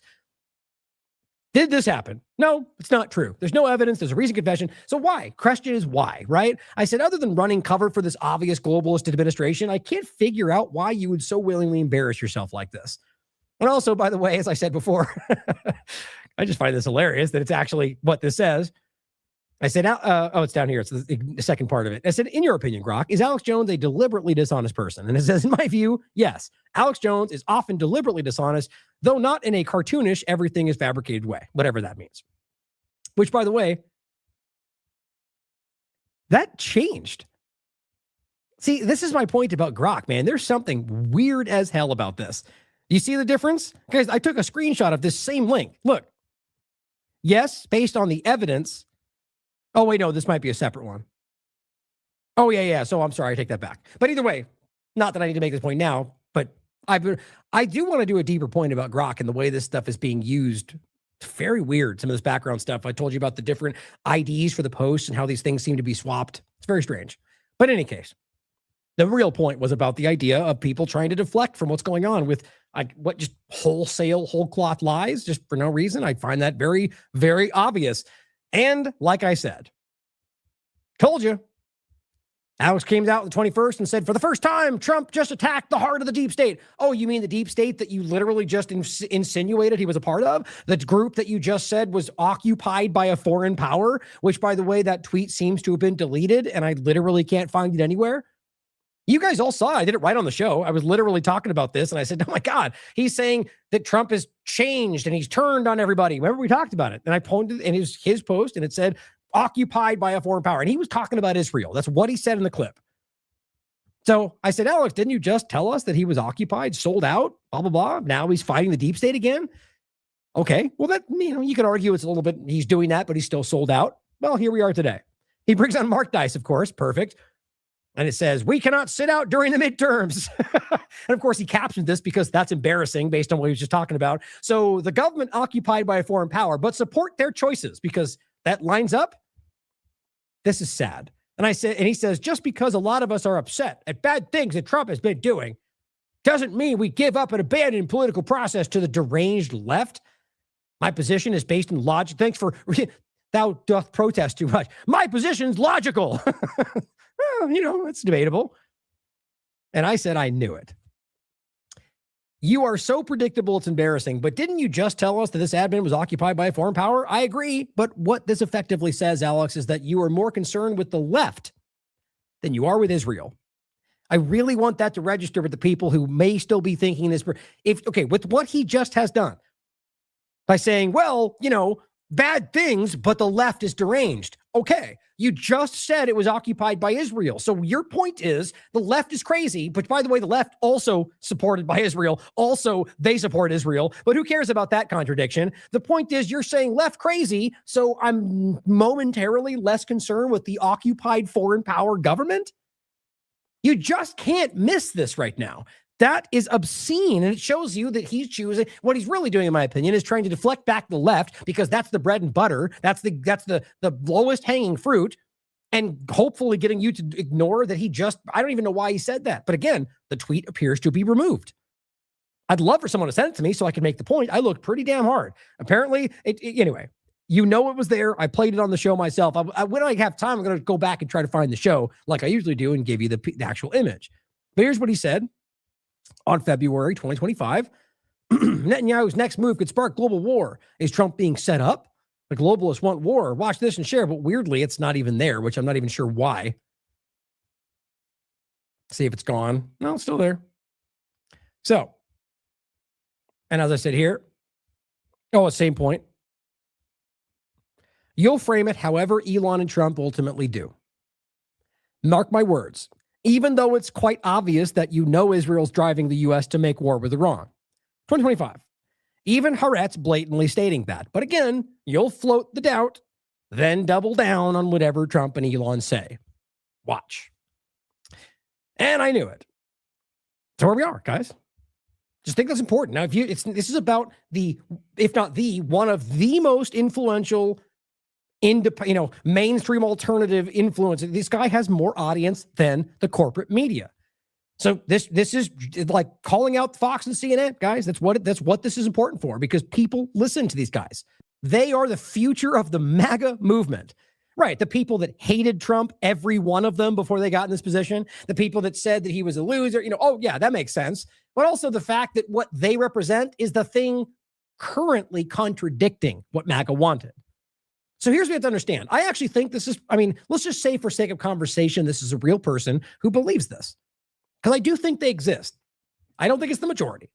How do you make sense of this? So MAGA is what they're doing now, not what they promised what MAGA was going to be? How does that make sense? Or is you somehow arguing that the only things are happening is because they're forced to fight the left? I don't even know how you make sense of this. But that's what people are doing. For I'm saving MAGA. And then if you read the comments, which is insane, he says half the comments are saying, no, they're too extreme. And the other half are saying, no, they're not extreme enough. It's honestly exhausting. It's that response that makes me feel like this is real. And what's crazy to me is think about what that shows you. So you have this, you have the MAGA movement, and you have people that are like, no way, those guys are lunatics. They don't support what we're doing. I mean, it's all down there. You can read it. Looks like we're just buffering a little bit. Looks like my end looks okay. It looks like it might be YouTube alone, but oh well. But half of them saying these guys aren't on our side. Please look at the comments. It's crazy. And then most of the other ones going, no, they're not going far enough. I mean, what does that show you? It shows you, in my opinion, you see with your own eyes. Now, one point about nuclear testing before we finish with Iran that I think is very relevant. I'm actually kind of blown away by the fact that this is happening simultaneously. It's almost too much. Daryl Kimball says today, Defense Secretary Hegseth testifies before a House committee. This was on the 29th. This is today. And his testimony reiterates Trump's threats to resume a nuclear explosive testing on an equal basis, whatever that means. Such talk is dangerous and illogical. A few thoughts on why, based on his column, and he lists them out. I'll just let you read those for yourselves. Here is what the Arms Control Association posts. This was May of 2026. And this is his post. You can read this as well. But it says, although U.S. nuclear weapons labs have confirmed year after year that there is no technical or military reason for renewed U.S. nuclear test explosions. On October 30th, 2025, Trump threatened to resume nuclear testing on an equal basis. Since then, the White House and the NNSA have not been able or willing to clarify what kind of nuclear weapons test Trump is talking about. Tactical, I guarantee it. He's the one that spearheaded that entire change. In fact, it says NNSA and U.S. Strategic Command have reaffirmed that there is no technical or military basis to restart nuclear explosive testing. That is from U.S. Strategic Command, meaning if they do this, there's no reason for it. There's no benefit for it. So why are they doing it? Why are they talking about doing it? Trump's, as he writes, impulsive directive to resume testing appears to be all about suppress off have been increasing, have been leaning into tactical nukes, and so they do too. And so now we come back to the point of them going, Iran, you can't do the thing that we're all wildly experimenting with no real guidelines and no real concern for human life, but you're a bad guy because you're not doing that, and we want to pretend you are. I mean, think about doing this at the same time. So we're at a point now where I argue this comes about. And maybe because of some other tangential plan this is meant to cover, I really don't know, but I just don't think it makes sense. And then Trump posts this. Iran can't get their act together. Yes, we're going to finish with laughing about how ridiculous this all is because this is embarrassing, guys. I mean, to another level, cringy embarrassing. Not just this post, the whole thing they've been doing. He says they don't know how to sign a non-nuclear deal.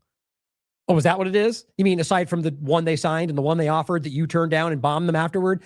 And then you kept trying to get them to take the thing that they already took that you bombed them afterward? And they said no, and you feel stupid because I don't even know what your logic is, but you just keep pretending they're begging for it all the way until this point, and now you're just going, you better do the thing that they already offered. I mean, this can't get any more embarrassing for them. They better get smart soon. Oh, you mean the group that you just told us have no cards? The group that you told us don't know who's in charge? The group that Trump has lost in Iran.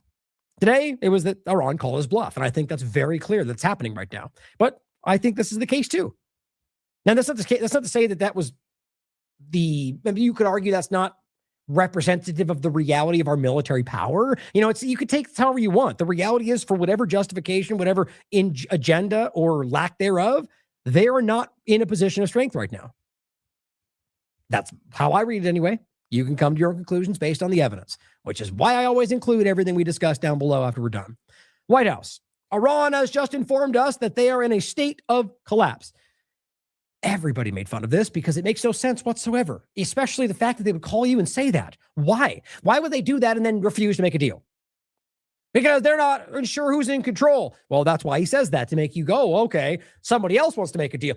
Okay, well then why wouldn't you I mean, anyway, I'm not even going to give it any kind of credence today because it's objectively obvious these people are either being lied to or lying to you. Us. They want us to open the Hormuz Strait as soon as possible as they try to figure out their leadership situation, he says, which I believe they will be able to do. meaning that you act like you're still somehow in the process of some kind of endpoint. Now, whatever they end up getting to, whether Trump gives them everything, he'll end up claiming he won. Mark my words. There's even studies going on right now to decide what Trump will do if what Iran will do, if Trump just goes, I won, and backs away. I'll show you in a second. But of course, here's what you get. This cartoon steps up and goes, just in, red light. Trump says Iran has informed him that they're in a state of collapse. I just laughed at that. This person says, I was under the impression we already won, though. Didn't we obliterate their resources and destroy their civilization? Their gay leader was kidnapped and we completely destroyed their navy? Huh? Heretofore unseen levels of gaslighting. What a perfect way to frame that. God, it's embarrassing. And Jeremy Scahill says they aren't even trying to make the lies believable anymore. I don't think they ever were. And that's the... Oh, look, the Dave Smith says they swore before God and the nation to uphold the Constitution, and then they wiped their ASS with it in front of all of us. I happen to agree. Look, Trump, build a ballroom. They're making fun of you guys. They're making fun of all of us. But that's Trump's post about state of collapse. Jeremy's laughing at him because it's stupid. It didn't happen. Simple as that. And State Department puts it out. Just the caption of his Truth Social. Glenn Greenwald says Iran spent 9 weeks on its knees begging Trump to accept full surrender because they have no weapons, no ability to communicate, and are on the verge of collapse, and apparently have no leaders. Somehow, they simultaneously have also have the Strait of Hormuz closed and refuse to give Trump what he demands. You just can't not laugh at that. It's stupid. Now, Germany's Murs says Iran is humiliating U.S., which really upset Donald Trump. He did. He called him out publicly, and Trump did his usual thing of calling him silly names and acting like a child. And then, doing whatever he does about, I think what he said was, he wants them to have a nuclear bomb or whatever dumb thing. Why would you say that? Or the idea that he doesn't understand that Iran can't have it. Well, they offered to give it up and you bomb them anyway. And they aren't seeking it anyway. The same old tired lies. U.S. war in Iran has cost $25 billion just so far. The 3-day war that's turned into 2 months that promised would be nothing, with smaller government, less spending, the same old rigmarole. Frankly, guys, whether this was the plan or absolute shocking levels of incompetence, it's either way, your government's playing you. Or another government is playing you, I guess. But this is going to keep going up. They're asking for more money. It's the same thing as everywhere else. Trump is dissatisfied with Iran's plan to reopen the Strait of Hormuz. This came out today, or actually late yesterday. So this is after the point, right? So now we have the reality where Iran is standing its ground. Trump wants you to believe that they said we're in a state of collapse. Now this is what Iran is basically... Here, they make this as simple as possible here because it gets so muddled with all the lies from the Trump administration. The reality of this appears to me to be that Iran is, like I said, still maintaining the stance they had. We demand those 10 points. And unless you want to talk about that, we don't care. We will last this out forever, which is at least what they're saying. And even the U.S. experts are beginning to understand that's the reality. So when he says we're unhappy with your plan, that's not that he's trying to make it sound like there's a back and forth going on. As far as I understand it, you have Pakistan, who is still relaying messages, but Iran is standing with that 1 point. And the only reason they met last time is because they were promising to give them that and then lied about it. Now, this last time we had some kind of alleged meeting, and it'll say it right here in the article. Well, essentially what happened was Donald Trump's administration went, they were there, and they told Pakistan that they have no intention of meeting Witkoff and Kushner, and they left. And then Trump pretended like he never went, because that's how spectacularly embarrassing that is for them and how childish it is that they can't just, if you're in that position, why wouldn't you go? They chose not to meet, which shows they don't want peace. That's what I would have said if I was a propagandist. But instead, you're so insecure that you have to go, we're not even going to go. Quickly, fly back. It's painful. President Trump has told advisors he's not satisfied with Iran's latest proposal. See, there's no latest. It's the same. Now, what you understand within this is you could argue there's it's my opinion regardless. What I was going to say there is that ultimately you could see this in a way where Iran would be saying step by step, let's get this part done first, open the strait.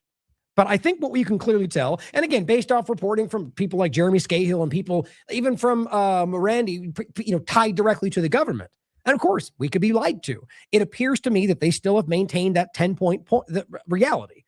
And so when he says they're not satisfied with the latest proposal, it's just a way to act like there's some kind of ongoing negotiation. Like I said, though, you could argue it's just Iran actually going, look, dude, let's do the straight part. And then him going, no, because that could be real. But either way, it's the same outcome. Not satisfied with their latest proposal to reopen the strait and end the war, which is what Trump said he was trying to accomplish, according to multiple people briefed in discussions with the White House. But when it says to reopen the strait, what does that show you? Right? It's funny how it's completely turned around, which is what it always really was, to the U.S. government keeping the strait closed. But yet your whole point is about reopening the strait. So if you're the only one keeping it blocked, what's the conversation here? Well, you see, it's because they can't back away, allowing Iran to look like they won. And on top of that, Iran has now positioned itself in a very secure, both legally sound and strategically sound position to run tolls through the strait and to manage passage through it. And anybody who doesn't go along the routes they've dictated and discuss and acknowledge the toll like every other strait in the world, then the framing of this is them just attacking every ship. It's not what's happening as far as I can tell. If anybody tries to force past, then yes. But what I can see is there are people who are simply being taken into dock because they're not listening. Now, what my point in saying all that is that the idea of the strait being closed seems to be the U.S.'s decision to make it stay that way until they get what they want, which was the point from day one, guys. They did not shut the strait down. There weren't mines in the strait as far as I can tell. They simply said, you guys can't come through. And then because of insurance manipulation, threats from the Israel government, U.S., they literally created the illusion that this was shut down. And that was because they wanted the world to turn against Iran, and they're failing. So many parts of that is my opinion. I've made that clear over the weeks covering this so far. The proposal also called on the United States to end its naval blockade, but would have set aside questions about what to do with the nuclear program. According to the U.S. and Iranian officials familiar with the details. Now, my point there is still completely in line with the 10-point plan because that's not on the table. But so what happens is the U.S. is going, well, no, you need to get rid of your nuclear program. Well, guess what? As I'll show you again, we play the clip this time. They already offered that, and they bombed them on the night of the 28th because they offered that. And before that, under the JCPOA, they already met that too, or rather, at least keeping it under, down under 4%. This latest deal before they bombed them on the 28th was to give up the enrichment and to give up the program. They'd never offered that before. So for him to say that now either means he's out of the loop or knows they'll not agree. But it was Israel that didn't want that to happen, in my opinion, because that's their justification to take over Iran. The lie, that is, about them having a nuclear weapon, which none of the evidence backs up. Not from Tulsi Gabbard's DNI position, not from the previous administration, not from the International Atomic Energy Agency, not from anybody else other than Israel and the United States continuing to say that without the evidence that matters. Iran has repeatedly rejected American proposals to suspend its nuclear program and hand over a stockpile of highly... See, this is one of my points from earlier.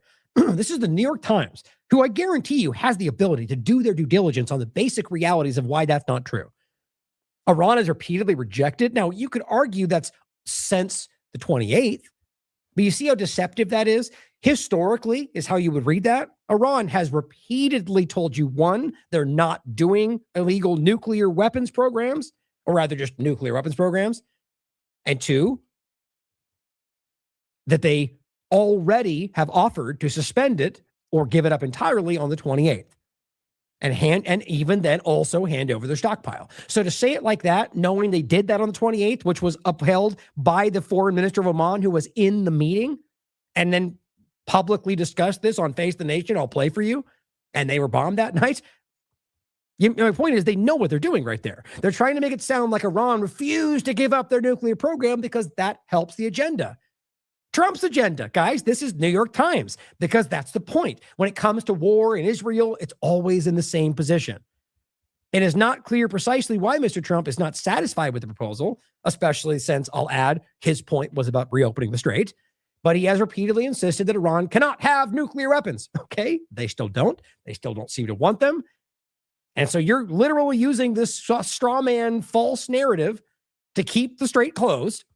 Now, whether Trump knows they don't have it or not, the point is at some level they do know they don't have it, and they're keeping it closed anyway. A U.S. official also said that accepting it could appear to deny Trump a victory. I actually think that's a huge part of this. at least in Trump's calculus. Mr. Trump reviewed the proposal with advisors on Monday after Iran's foreign minister, Araghchi, delivered it to Pakistan on Sunday. So if we understand it, it's the same 10-point plans. And I argue what he probably delivered was simply like, let's open the strait. That's part of our 10-point demands. We can do that if you agree to our demands about the strait. Like, see how that makes sense?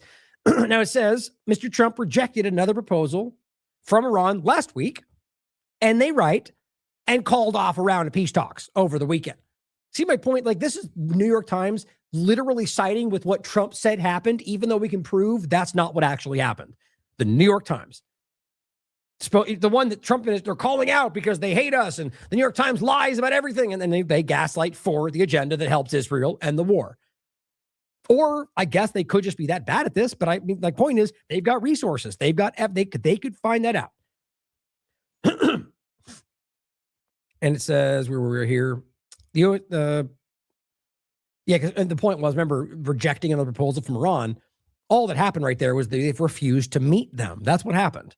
U.S. officials say Iran's leadership has not authorized its negotiators to make concessions on the nuclear deal. And you see, the way that's supposed to be framed is somehow like they don't have the power to do it. The point is that they've told you we will not make that concession anymore. That's and they frame it dishonestly, manipulatively rather.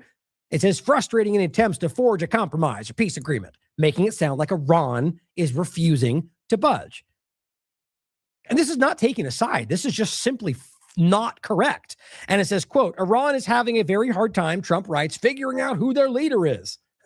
Not true. Very clearly Khamenei, the son, like it was right after this happened. They just keep pretending that's not true, I guess. They just don't know, Mr. Trump wrote. The infighting is between the hardliners who have been losing badly on the battlefield and like moderates who are not very moderate at all. I don't even know what that means. Right? So it's the infighting between the hardliners and the moderates who aren't moderate. So then hardliners. So they're hardliners fighting. The guy just can't even make his own point without undermining. He's like, well, we want to make sure they all think they're still crazy, right? So I have to undermine my own point to make sure you think they're all terrorists, but then that undermines the point you're making with the post. Seems pretty stupid. But overall, you're lying about pretty much every part of this. The U.S. blockade has sought to cut off Iran's ability to export its oil.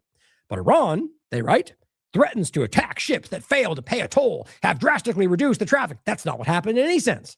Traffic has been reduced because they're lying about what's happening and threatening. Oh. Sorry about that. Oh, man. Okay, I did do this too. Good. I bumped that with my hand somehow. That was wild. Now I can't, it won't even straighten out. That's weird. Oh, well, here we are. Why do this?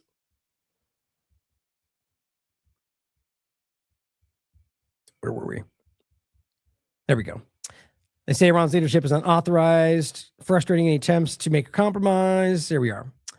The blockade is sought to cut off their ability to export oil, but Iran threats to attack the ships to fail to pay. Now, back to the point. Again, the reality being that they are simply saying you have to pay this toll. It'd be like a ship trying to pass through the Suez Canal and not doing what you're supposed to do. Well, they would stop them. They would maybe whatever the process is, crime, I don't know, ticket or pull them to the side and demand they do it. And so when Iran does it, terrorism, because that's the way this game is played. And on top of that, threatening to attack them is not. The second point was reducing oil traffic. Well, guys, that's not what's doing that. As they said from the very beginning, no, we're not stopping anybody other than those attacking us, which would have an effect to some degree, but it was the weird pressure and the lies that stopped almost all of it from going through. Not the fact that they're saying, come through, you just have to pay a toll like everywhere else. Iranian officials have insisted that any deal to open the strait should allow them to continue to impose a tax or fee on ships that transit it. Normal. Historically, the United States has opposed any such restrictions on freedom of navigation in international waterways or straits, but the Trump administration has sent mixed message. This is the New York Times. Right. Just in case you don't know,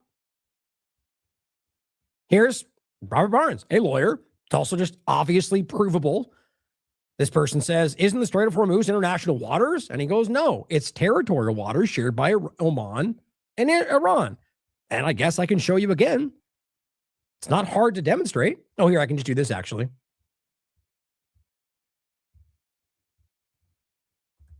Use the map here.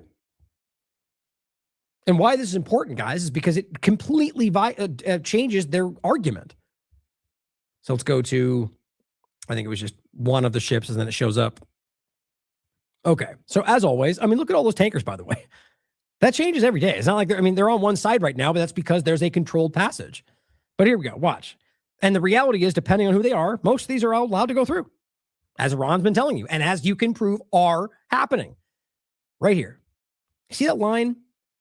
Okay, so what's happening here is everything on this side of that line is considered Iranian territorial waters, like it is with any country. On the other side of that line is Omanian territorial waters. Okay, anything in between is considered international waters. It's all based on a certain mileage around every territory, okay? So what you notice here is those lines touch. There is no international waters through that strait in that choke point. That's the whole point. And yet, nonetheless, Iran has not, until they were illegally bombed with this, for the millionth time, but in this engagement, they were illegally attacked. And because of that, this is when they finally did this. That's it. So right there, you are legally allowed to do so. These are territorial waters, and they are talking with Oman. They are talking with their neighbors. They are talking with the United Nations. But yeah, make it out to be some terrorist move because you're failing in your war. So back to the point about the New York Times somehow not being able to understand that, or doing its job when it needs to and lying for the agenda. You could decide. It's ridiculous. They wouldn't be able to figure that out, right? Make fun of them for that. Comment. Be like, you guys ridiculous. It's obvious. I can prove. Here's the picture. They don't care. Right? Read it again. Historically, the United States has opposed any such restrictions on freedom of navigation, international waterways. Well, yes, they have, even though they don't care about that, even though they do that when they want to. You could argue that just means in a general sense anywhere else, not meaning that's happening here, even though that's what the whole point implies. But the Trump administration has sent mixed messages. It says some administration officials believe that continuing the blockade for 2 more months would cause significant long-term damage to Tehran's energy industry. You know, aside from the fact that you can quite literally prove that they're absolutely getting tankers through. I guess we just don't talk about that. I mean, this is from the 22nd, but guys, it's not a secret. I mean, you could look at tanker trackers. You could look at oiltrackers.com. They're showing you that Iran, whether through their own manipulation or because Trump is lying for some reason, in this case, it was 34 Iran tankers slipped past the U.S. for $1 billion in oil. So this whole game they're playing where they said, oh, they're drowning in their own failures. I do not see that. But others in the administration have said the assessment is flawed, probably based on the experts from the State Department that don't know anything about Iran. And it says, noting that Iran's positions have hardened and that the Islamic Revolutionary Guard Corps has only solidified its hold and power. See, same thing. What are you talking about? You mean the military that's already part of so the same people in power have solidified their control over their own power? It's just a way to make it sound like somehow the Revolutionary Guard have like taken control of the government and it's now they can't. They're trying to make it sound like because of what they're doing that they've made the bad terrorists more powerful. This is what they do. And I just need you to understand that this is what even the adversarial media will do when they need to, and it's supporting Trump's agenda. Without a resumption of military action, there is little reason to think the Iranian position will shift. Yes. Why would they? Even if bombing resumed, there is little evidence that would alter Iran's decision-making process. I agree. Some administration officials have been skeptical that Iran is ready to make concessions and say making a deal is open the strait is the best way forward. Well, yeah, except it seems that that's what the U.S. government and Israel do not want to happen, because then, well, for different reasons, I argue, then they would lose their momentum. Israel, Trump would look like he lost because he did. And he apparently is not capable of allowing that. 34 tankers. Okay, let's watch this clip again. I think this is important because this is something that needs to be reiterated and heard because it's so obvious that and you can go back to the JCPOA. You can go back to the points before this where Iran upheld this part of the deal, but below 4% enrichment until Trump pulled out. And then what they did was legally allowed. It's very easy to prove. But on the 28th, before this all started, that night, they agreed to give up their stockpile entirely and their entire program, which they've never done before. That's why Israel bombed them. And whether Trump knows it or not, he was tricked or dragged into this or not able to say no. Here's what he said on Face the Nation. And joining me now is the Foreign Minister of Oman, Badr al-Busaidi, who is the mediator negotiating a nuclear deal between the United States and Iran. Welcome to Face the Nation. Thank you. So President Trump said Friday he's not happy with the way talks are going and not happy that they're not willing to give us what we have to have. From your point of view, is diplomacy failing? I am confident, and in my assessment of the way the talks are going, I think there is really, I can see that the peace deal is within our reach. Now, so funny he didn't respond to that right away, right? So what you just said was Trump's going, they won't give us what we want, which he's arguing is giving up nuclear program. But that's literally what they offered. So even as it was on the table that they were offering what Trump demands, he was saying they won't give us that. Right? And so right there, either Trump was being lied to by Israel or Witkoff and Kushner combined, or he was lying to you, because we know this was the case. It's verified many times over at this point. And so I think it's worth considering. Was he lying or was he being lied to? A peace deal. Yes, is within our reach if we just allow diplomacy the space it needs to get there. Because I don't think any alternative to diplomacy is going to solve this problem. When you say space, does that mean you are asking for more time to continue negotiations? I'm asking to continue this process because we have already achieved quite a substantial progress in the direction of a deal. And the heart of this deal is very important, and I think we have captured that heart. When you say the heart of the deal, Iran has said this has to be nuclear only. What have you actually agreed upon? Can you give us any sense of why there should be more time? Because if the ultimate objective is to ensure forever that Iran cannot have a nuclear bomb, I think we have cracked that problem through these negotiations by agreeing a very important breakthrough that has never been achieved any time before. And I think if we can capture that and build on it, I think a deal is within our reach. Right. That's so what he's saying is on the 28th, right? Iran had put forward, we will give up on, and I honestly think they were probably calling their bluff, which we saw the Hamas do with Israel numerous times. They said, we'll give up our nuclear program. That's what he'll say. And we can just read the article as well, and our enrichment. And that's what he's saying. If we can just go further with this, Trump's out there going, they won't do the thing, and we're going to bomb them if they don't, even as they do this. Then we can see this. We can see it through. They bombed them that night. What has Iran agreed to you that they have never done before? Can you give us any sense? The single most important achievement, I believe, is the agreement that Iran will never, ever have a nuclear material that will create a bomb. This is, I think, a big achievement. This is something that is not in the old deal that was negotiated during President Obama's time. This is something completely new. It really makes the enrichment argument less relevant because now we are talking about zero stockpiling. And that is very, very important because if you cannot stockpile material that is enriched, then there is no way you can actually create a bomb, whether you enrich. For those in the chat, this is the foreign minister of Oman who was inside the negotiations with Iran and the U.S. and Israel and is testifying to what they said on the 28th, which is that they would give them everything that they asked for. And they bombed them that night instead of taking it. Or don't enrich. And I think this is really something that has been missed a lot by the media, and I want to clarify that from the standpoint of a mediator. Right. So, and this is where I made fun of her And it gets, I can't even deal, like, as he talks slow, and this is, it's just, it kills me to watch this, because she goes on to do like 1,000 times in a row is like, he's basically saying they agreed to give it all up. And she's like, so they'll make small bombs?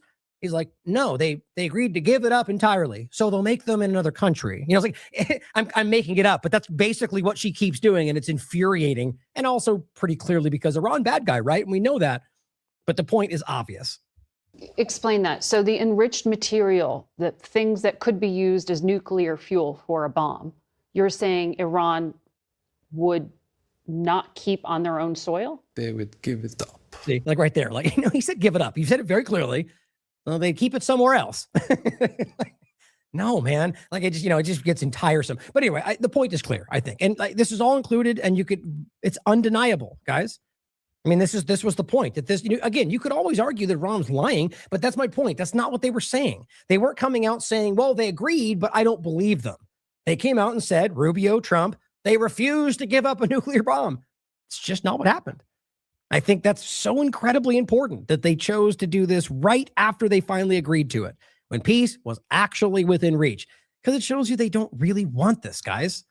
Now, again, I'll include this. Look, it's just important to understand the reality of how even the thing they claim, the information when Witkoff came out and lied about 60% enrichment, that was within their safeguard agreement. And even then, White House put out this guy speaking with 60 Minutes who made the same claim about, instead of 465 kilograms, nearly 1,000 pounds. Same point. That's what it amounts to, of 60% enrichment. Nope. He's just simply pointing to what the Director General of the International Atomic Energy Agency already clearly stated was within safeguards, 60%.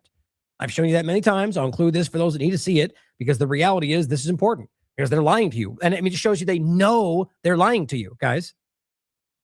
So on that point, here's Hegseth, as they're over there still trying to stress it's nuclear, who admits yet again that there was no imminent threat of a nuclear breakout, which we know based on the evidence. But here they're getting trapped by their own lies. Here he is in front of Congress. All bent on getting a nuclear weapon and get them to a point where they're at the table giving it up in a way that so they never have it. So they haven't broken yet. Okay, we haven't gotten there yet for all of the. Well, their nuclear facilities have been obliterated. Underground, they're buried, and we're watching them 24/7. So we know where any nuclear material reclaiming might be. My time for we're just watching a quick second here. We had to start this war, you just said, 60 days ago, because the nuclear weapon was an imminent threat. Right. Now you're saying that it was completely obliterated? They had not given up their nuclear ambitions, and they had a... So it wasn't imminent by every definition of the word. And on top of that, he's also lying about their nuclear ambitions. That's how pathetic this is. Conventional shield of thousands of Operation Midnight Hammer accomplished nothing of substance. It left us at exactly the same place we were before. So much so their that facilities we had to start were a bombed war. and obliterated. Their ambitions continued. And guess what? You can prove their enrichment facility was bombed, which means, which is the most hilarious part of all this, is that even if they did have those ambitions, they could literally they would not be able to do it. Let alone, should they even make the thing they claim, have time and the resources and material it would make to actually turn it into a bomb. And if they were even able to do that, which would take a lot longer than they pretend it would. Now, I'm not talking about going from 60 to 90, which would take its own time, but going from taking 90% enriched material, turning it into what it needs to make the bomb, then making that into the bomb with materials and research and energy and time it takes, then having that gigantic thing, which is what it would be, and somehow finding a way to make use of that. Scott Horton blew them out of the water on Piers Morgan with that. And it's unbelievably obvious. And yet we're lied and gaslit by all of these people pretending to be experts who are knowingly lying to you. This guy he's none of those things. This is a guy who's repeating what he's told, in my opinion, who is not even very popular on Fox News. That's what his testament to authority is at this point. Trump said so. At the weakest moment, nothing of substance. It left us at exactly the same place we were before. So much so their that facilities we had to were start bombed a war. and obliterated. Their ambitions continued, and they're building a conventional shield. All right, let me try again. It's the North Korea strategy. You know this very well. The North Korea strategy was use conventional missiles to prevent anybody from challenging them, so they could. Yeah. So have a defense to stop belligerent people from doing bad things to you because you have a defense. Or I guess you can invert that and say terrorists that have missiles and stop us from stopping them from doing the things they want to do. I'm sure you could piece out which one is possible here. Or, I guess either are possible, but the idea rather, I'm sure you could piece out that both of those things to be the case. And if you're talking about a government who is doing all of those things, or all of their allies are doing all of those things, and then ask yourself, why is it bad for it's not. It's not illegal. It's not a crime. It's simply what everybody else does. And it's only bad because they bad guy. Even though you can literally go through all the evidence they use to claim they're bad guy and realize they make up almost all of it. And you have to realize at one point, this wasn't as cartoonish as it is today. It was always dishonest, but the people at one point were at least competent. They had, they could speak without looking like morons. They could actually hold multiple thoughts at one time, and they lied to you more effectively. Today, because of whatever reason, we've been diminished. They have been diminished into this embarrassing display, and they can't even hold two lies together at once. And that's what's actually happening, I think. Slow walk their way to a weapon. President Trump saw Iran at its weakest moment, took an action to ensure in a way that only the United States of America could do. Nope, not even close. What they did, most other countries could do. And I mean, that's realistically, if you're talking about some kind of next generation weaponry, well, that's something different. But being able to bomb a country the way you did is pretty much what every country can do. But whatever, U.S. is the best. At its weakest moment, took an action to ensure in a way that only the United States of America could do with our Israeli partners, and yet to ensure their conventional shield was right. brought One to other deal, question, which we've done. if I could get to it. So on you, like as he was saying, it's like, oh wait, they're going to get mad if I don't make. They need to make sure they know that I know they were actually controlling Israel too. They can do like no other than the U.S. Oh, and Israel. Well, wait a minute, that changes the point though, doesn't it? Overall, you can't argue it's eminent. Well, by the way, the real point over everything, because there's many points we made about how ridiculous it all is. But guys, you can't have the justification for this be that it's an imminent threat, which is what they argued, and then by your own testimony, make it clear that by every definition of the word, it was not imminent. But come on, you get it. We knew they were bad. We had an opportunity, so just go along with it. That's what he's doing. And probably it's going to work. That's the real point, because our government are on the same side. They'll give you these grandstanding moments and, hey, Seth, and you're wrong. Whoa, whoa, whoa. What'd you just say? And then everybody walks out and goes home and gets a beer. And then they laugh at how you think something's going to happen. I hate to be so pessimistic, guys, but our every moment in this government, in this life controlled by this government, demonstrates that that's what they do. And look, my whole point of doing this is not to just go, man, this is bad, but to fight to change it. That's the whole point. As he simply says, he admits the same thing. Thus, there was no justification for this war under any circumstances. The very weak attempt the secretary makes to try and explain away his admission is not credible, because one cannot simultaneously argue there was an imminent threat and also hold that all nuclear material is still buried under a mountain somewhere. Stupid. Now, after that, this is because of the time difference in the world. It was posted April 30th, but it was basically just later in the day, April 29th for us. U.S. preparing for short and powerful wave of strikes. I guess that's where we are now, as Iran peace talks stall, right? So how many times can the threat of possible action keep, we're going to do like you've never seen if you don't do the one thing I'm asking, and then they don't do it. They don't know who's in charge. We'll give them a few more days. You better do the thing, and we're going to do the thing. And then, okay, well, they're a state of collapse. Okay, so why wouldn't you just take advantage? I don't even need to waste time on this. I really don't even understand how anybody anywhere other than people who choose to for other reasons can pretend that we don't know what's happening. Now, I shouldn't say it like that, because pretend that we don't know they're lying to us.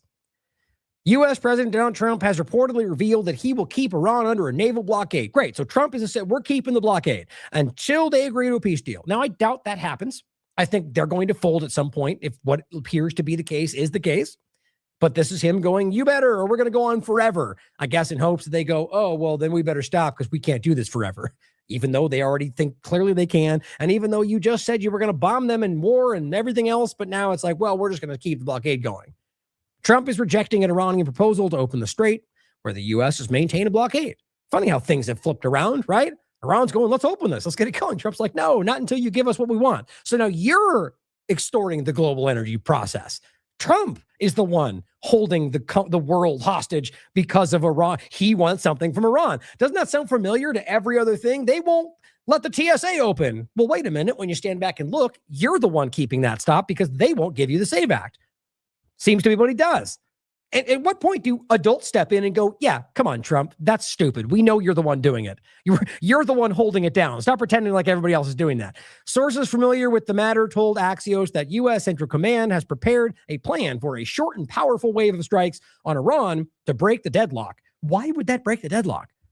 So some more illegal bombings and some more civilian deaths are going to break the deadlock that they are clearly committed to maintaining? That's illusory, guys. There's no way anybody actually thinks that's going to change anything. And they also said they'd strike infrastructure. Yeah, so we're publicly telling you we're going to violate the law. We're going to murder civilians, and you better stop, or you better stop being a terrorist, or we're going to do all the things that you do as terrorists that you actually don't do. On Tuesday, Trump posted an image on Truth Social featuring himself holding a gun with the word, "No more Mr. Nice Guy," right? After 40 times of making the same threat. On the other side, an Iranian security source reportedly said that the U.S. naval blockade will be met with practical and unprecedented action. The source said that the Iranian forces have shown restraint, which they clearly have, to give a chance to diplomacy, but warned the punishing response if the blockade continues. And they would have a legal right to respond to these things. Guys, this is an act of war. It's just so, I guess I don't understand where, from a strategic perspective, this is why they keep doing it. And this is why I go to the point of where I think Israel is dictating every move here, because this is so obviously counter to even Trump's personal agenda. I mean, like I keep saying, you could, if you're going to lie about it all, which they're doing, you could absolutely fabricate a much more effective lie. But the lie seems to be in the interest of what they originally wanted to be the case: the blockade, the maintenance of the energy manipulation. And that's clearly what's driving this bus. Now, U.S. spy agencies examine how Iran would react to Trump declaring victory. Now, for time in general, I think we won't read this all, but the simple point was what we were talking about. I mean, it's actually pretty funny that they make this whole article, and it's very simple. It basically says, if Trump were to declare victory and the U.S. withdrew down its forces, Iran would likely view it as a win. Well, yeah, duh.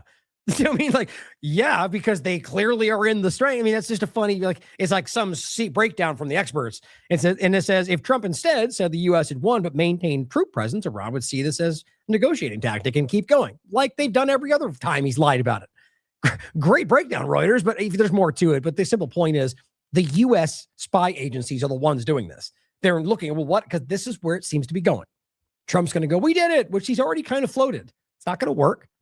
But at least it gets him out of this momentary issue, even though nobody believes him and it's still embarrassing. He can at least pretend that everybody believes him. And all the same talking heads on Twitter will be like, we all love you and we all agree. And he might even think that's the truth.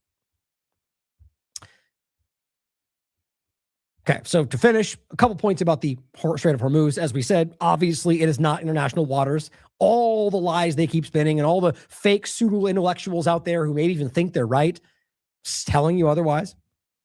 In general, this account's pointing out U.S. farm bankruptcy surge. We talked about the farm bill we talked earlier. There's all these different, kind of larger ties to the supply chain issue that went right back to the COVID point. As fertilizer costs squeeze farmers, everybody's talking about this coming. The American Farm Bureau reported that 315 Chapter 12 bankruptcy files from 2025, up from 216 in 2024, and the third consecutive annual increase. The Midwest got hit hardest with 121 filings, a 70% jump.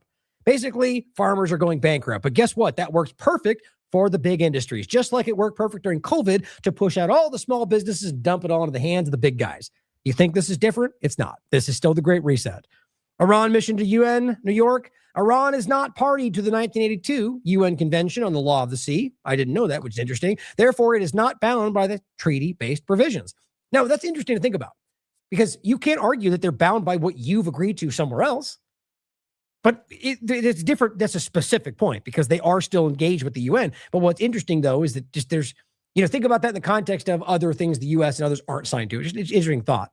As the main coastal state within those territorial sea at the Strait of Hormuz lies, Iran has the legitimate and legal right to take necessary and proportionate measures to address emerging security threats.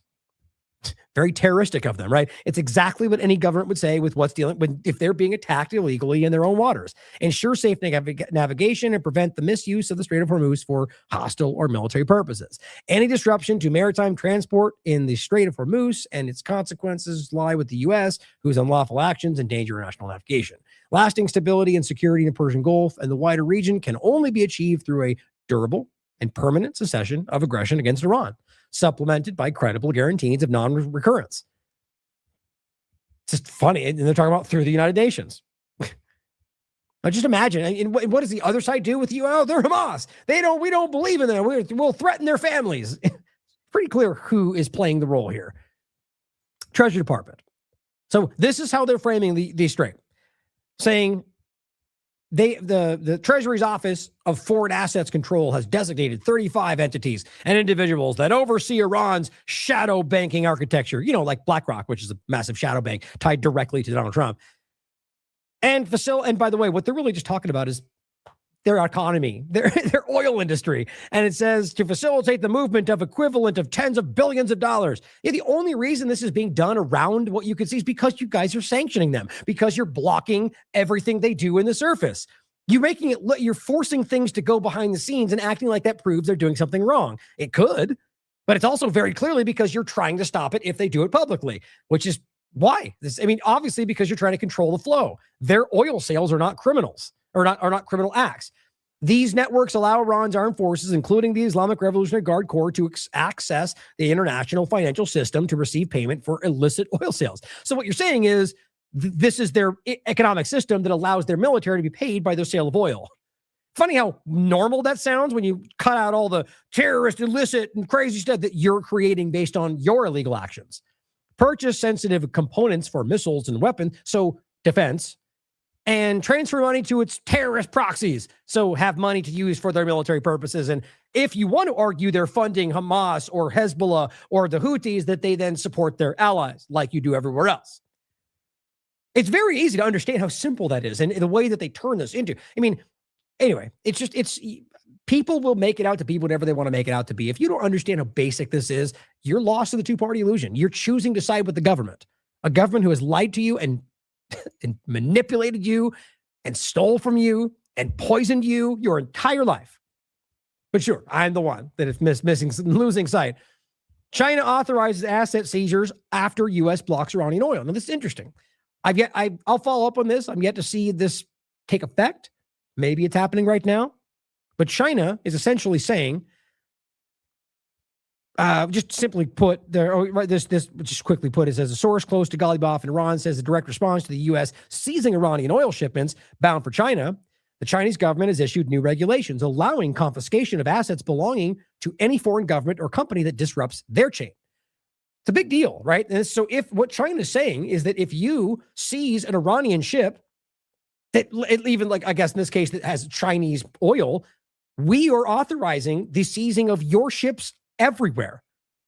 It's a really big deal. And this is where this is going to keep going if Trump does not stop this whole thing. And they're not, whether China has the legal right to do that, I would argue they don't. It's stemming from what they're doing, which is illegal.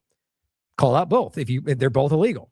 The point would be, as the same I would say in the other context, doesn't make it right to do the same wrong thing back. Right? So China would be just as illegal in doing that.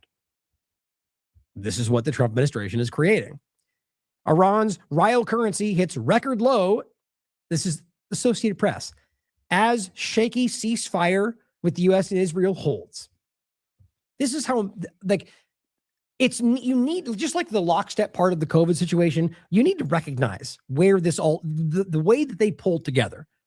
New York Times, Associated Press, the ceasefire? Are you actually pretending that while they bomb Lebanon, while they bomb Tehran, while they seize ships and maintain an illegal blockade, all of which individually, respectively, are violations of the ceasefire that have not just been a one-off and they pulled it away, but have maintained it? The blockade never stopped. They're still seizing ships. They're still bombing Lebanon.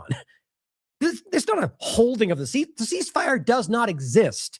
It didn't exist the moment the blockade maintained. That's what Iran said. That's why they haven't been meeting. You kept the blockade, which was an explicit violation. And I said that in the show before the next day. I said, that looks like that's going to violate it. They said, we're done. There's no ceasefire. It doesn't exist. You don't have a deal if you're violating the ceasefire. And yet it holds. It's like the reports you get about the after 700 deaths in Lebanon, the ceasefire maintains. It's like, what are you talking about? And I said, even as cities are bombed, ships are seized, illegal ceasefire, violating blockades remain, there's something else. It's just incredible. And as Ryan Grimm points out, Trump on the 23rd of April, we've extended the ceasefire between Israel and Lebanon by 3 weeks. Israeli Air Force on the 27th.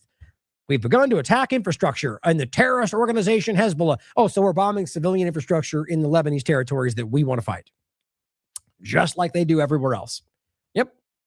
Now, even if you disagree with my framing of the second part, aren't they on a ceasefire? Didn't Trump say he'd reign in Israel? Come on. And as anybody with a brain told you, like I said at the time, that's not going to happen. Israel's going to do what it wants, and Trump is not going to do anything about it. And here we are.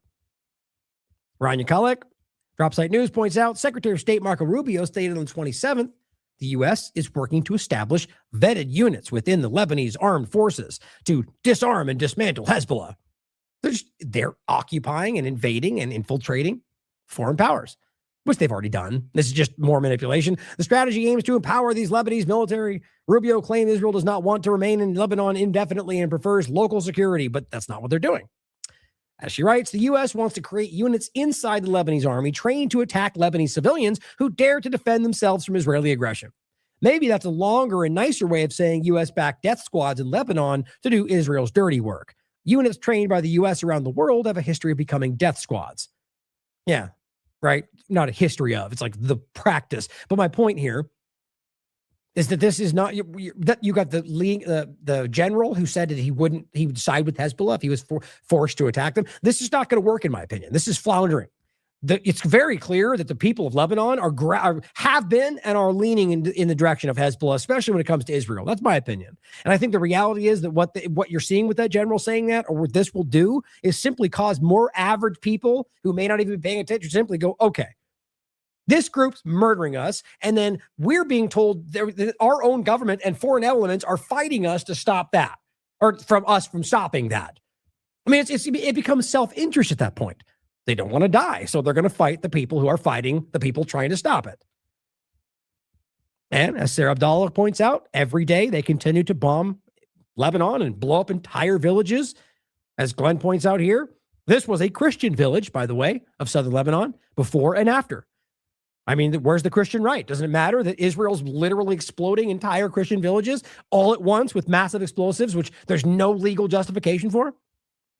He says it continues to be a bizarre aspect of U.S. politics that so many American Christians defend Israel, even when it attacks Christian villages and churches and kills Americans and or Christians, as Israel often does, and even seem grateful to pay for it. The Mike Huckabee complex. And finally, an Israeli soldier released a video, this is Ahmed Nashwan pointing this out, of his city, Bet Hanun in Palestine, completely destroyed. Not a single house in the city left standing, not a single tree survived, or you could say not a stone upon a stone. Have you ever seen an army film the genocide it's committing in 360 before? Well, here you go, guys. All the way around. Like, they're bragging about this. They're proud about this. We utterly destroyed this civilization. There's nothing to understand. That's clear. You either choose to do something, you choose to care, or you choose to ignore it. I mean, if you're of the mind, even though that's the opposite of what everyone told us, including the ones doing it, that everyone there was a terrorist, that every single home was a tunnel, that everyone everywhere can prove was not the case, then you're just gaslighting yourself into ignoring what you fought to stop. And I mean that to the real people who actually keep falling for this. The ones who thought no more wars, the ones who thought that everything. This is what you got. You got the same thing Kamala and Biden were doing. You got the same thing that our government's always been doing. It's just time to own that. These people, the ones that used to live here, are still fighting every second for their future. I mean, the larger point that you could make that you can argue is hyperbolic, but I do think it rings true, is that this is the future, right? Like the whole "we are all Gaza" idea. Who's to say if it's going to be entirely Amalek, no stone upon a stone? I doubt that. The point is, it's their prerogative at this point. And if we allow this to be the norm, if we allow the Lebanon to go the same way, which it already is, and Syria and everywhere else, who's to say it's not going to come for you next? You want to point out what Iran has done? Will you show me one example where that's happened from Iran anywhere in the world? You can't. Even if you want to claim they're everything they claim, you can't ignore what this is here, and that they have utterly and gleefully destroyed an entire civilization, women, children, men, and the reality being that they did so by publicly executing people, raping people, torturing people, using people as human shields. Literally every single thing that they told you was happening on the other side, all of which you were unable to prove. All of which you could prove in spades from the group claiming they were fighting for you. Sad. But I know you see it, and I know people are waking up to it, and I know that it is changing. I know people are seeing it. And that is why you get these floundering idiots out there who are just desperately embarrassing themselves just to get you for a moment to not look at it. Just a flicker. Half a second. Oh, well, then they get one more thing done. If we can just keep getting them to look over there, maybe we can stop losing this. I doubt it.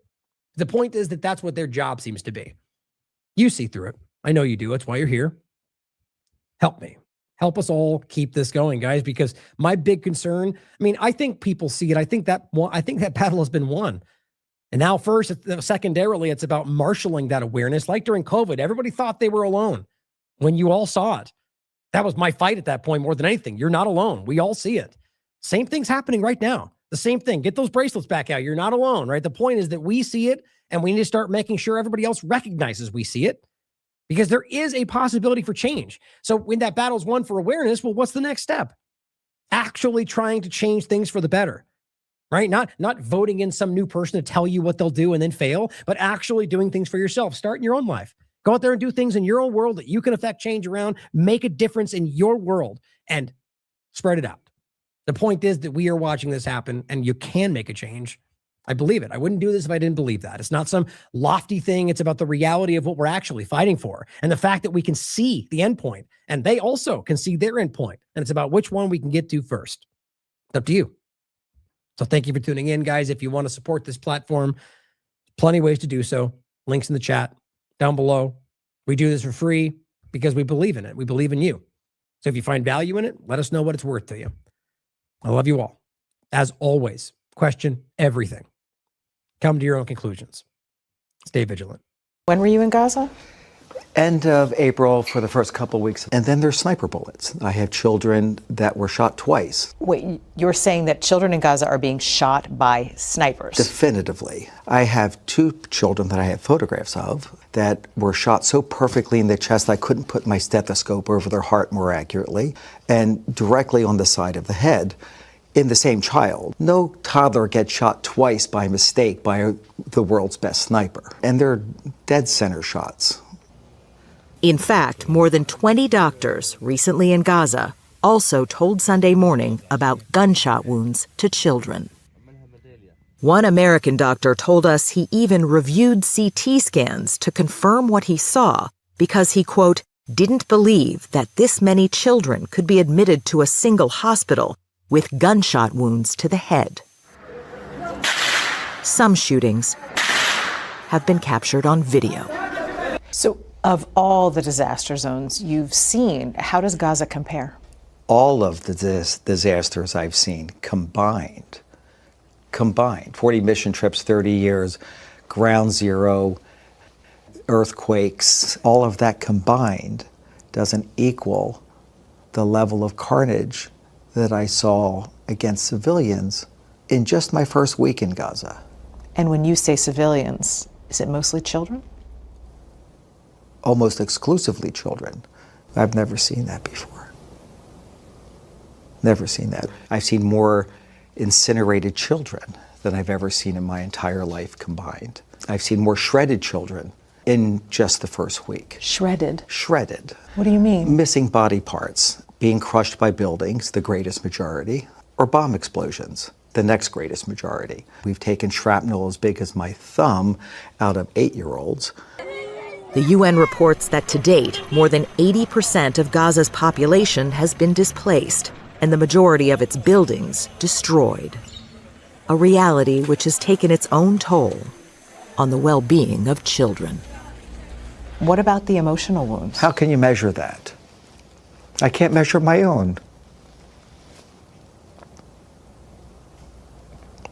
How do you be an orphan and watching your family, melted in front of you and shredded in front of you? How do you fix that? Ever fix that? In fact, so many Palestinian children have had family members killed that doctors created a shorthand term, WCNSF, wounded child, no surviving family.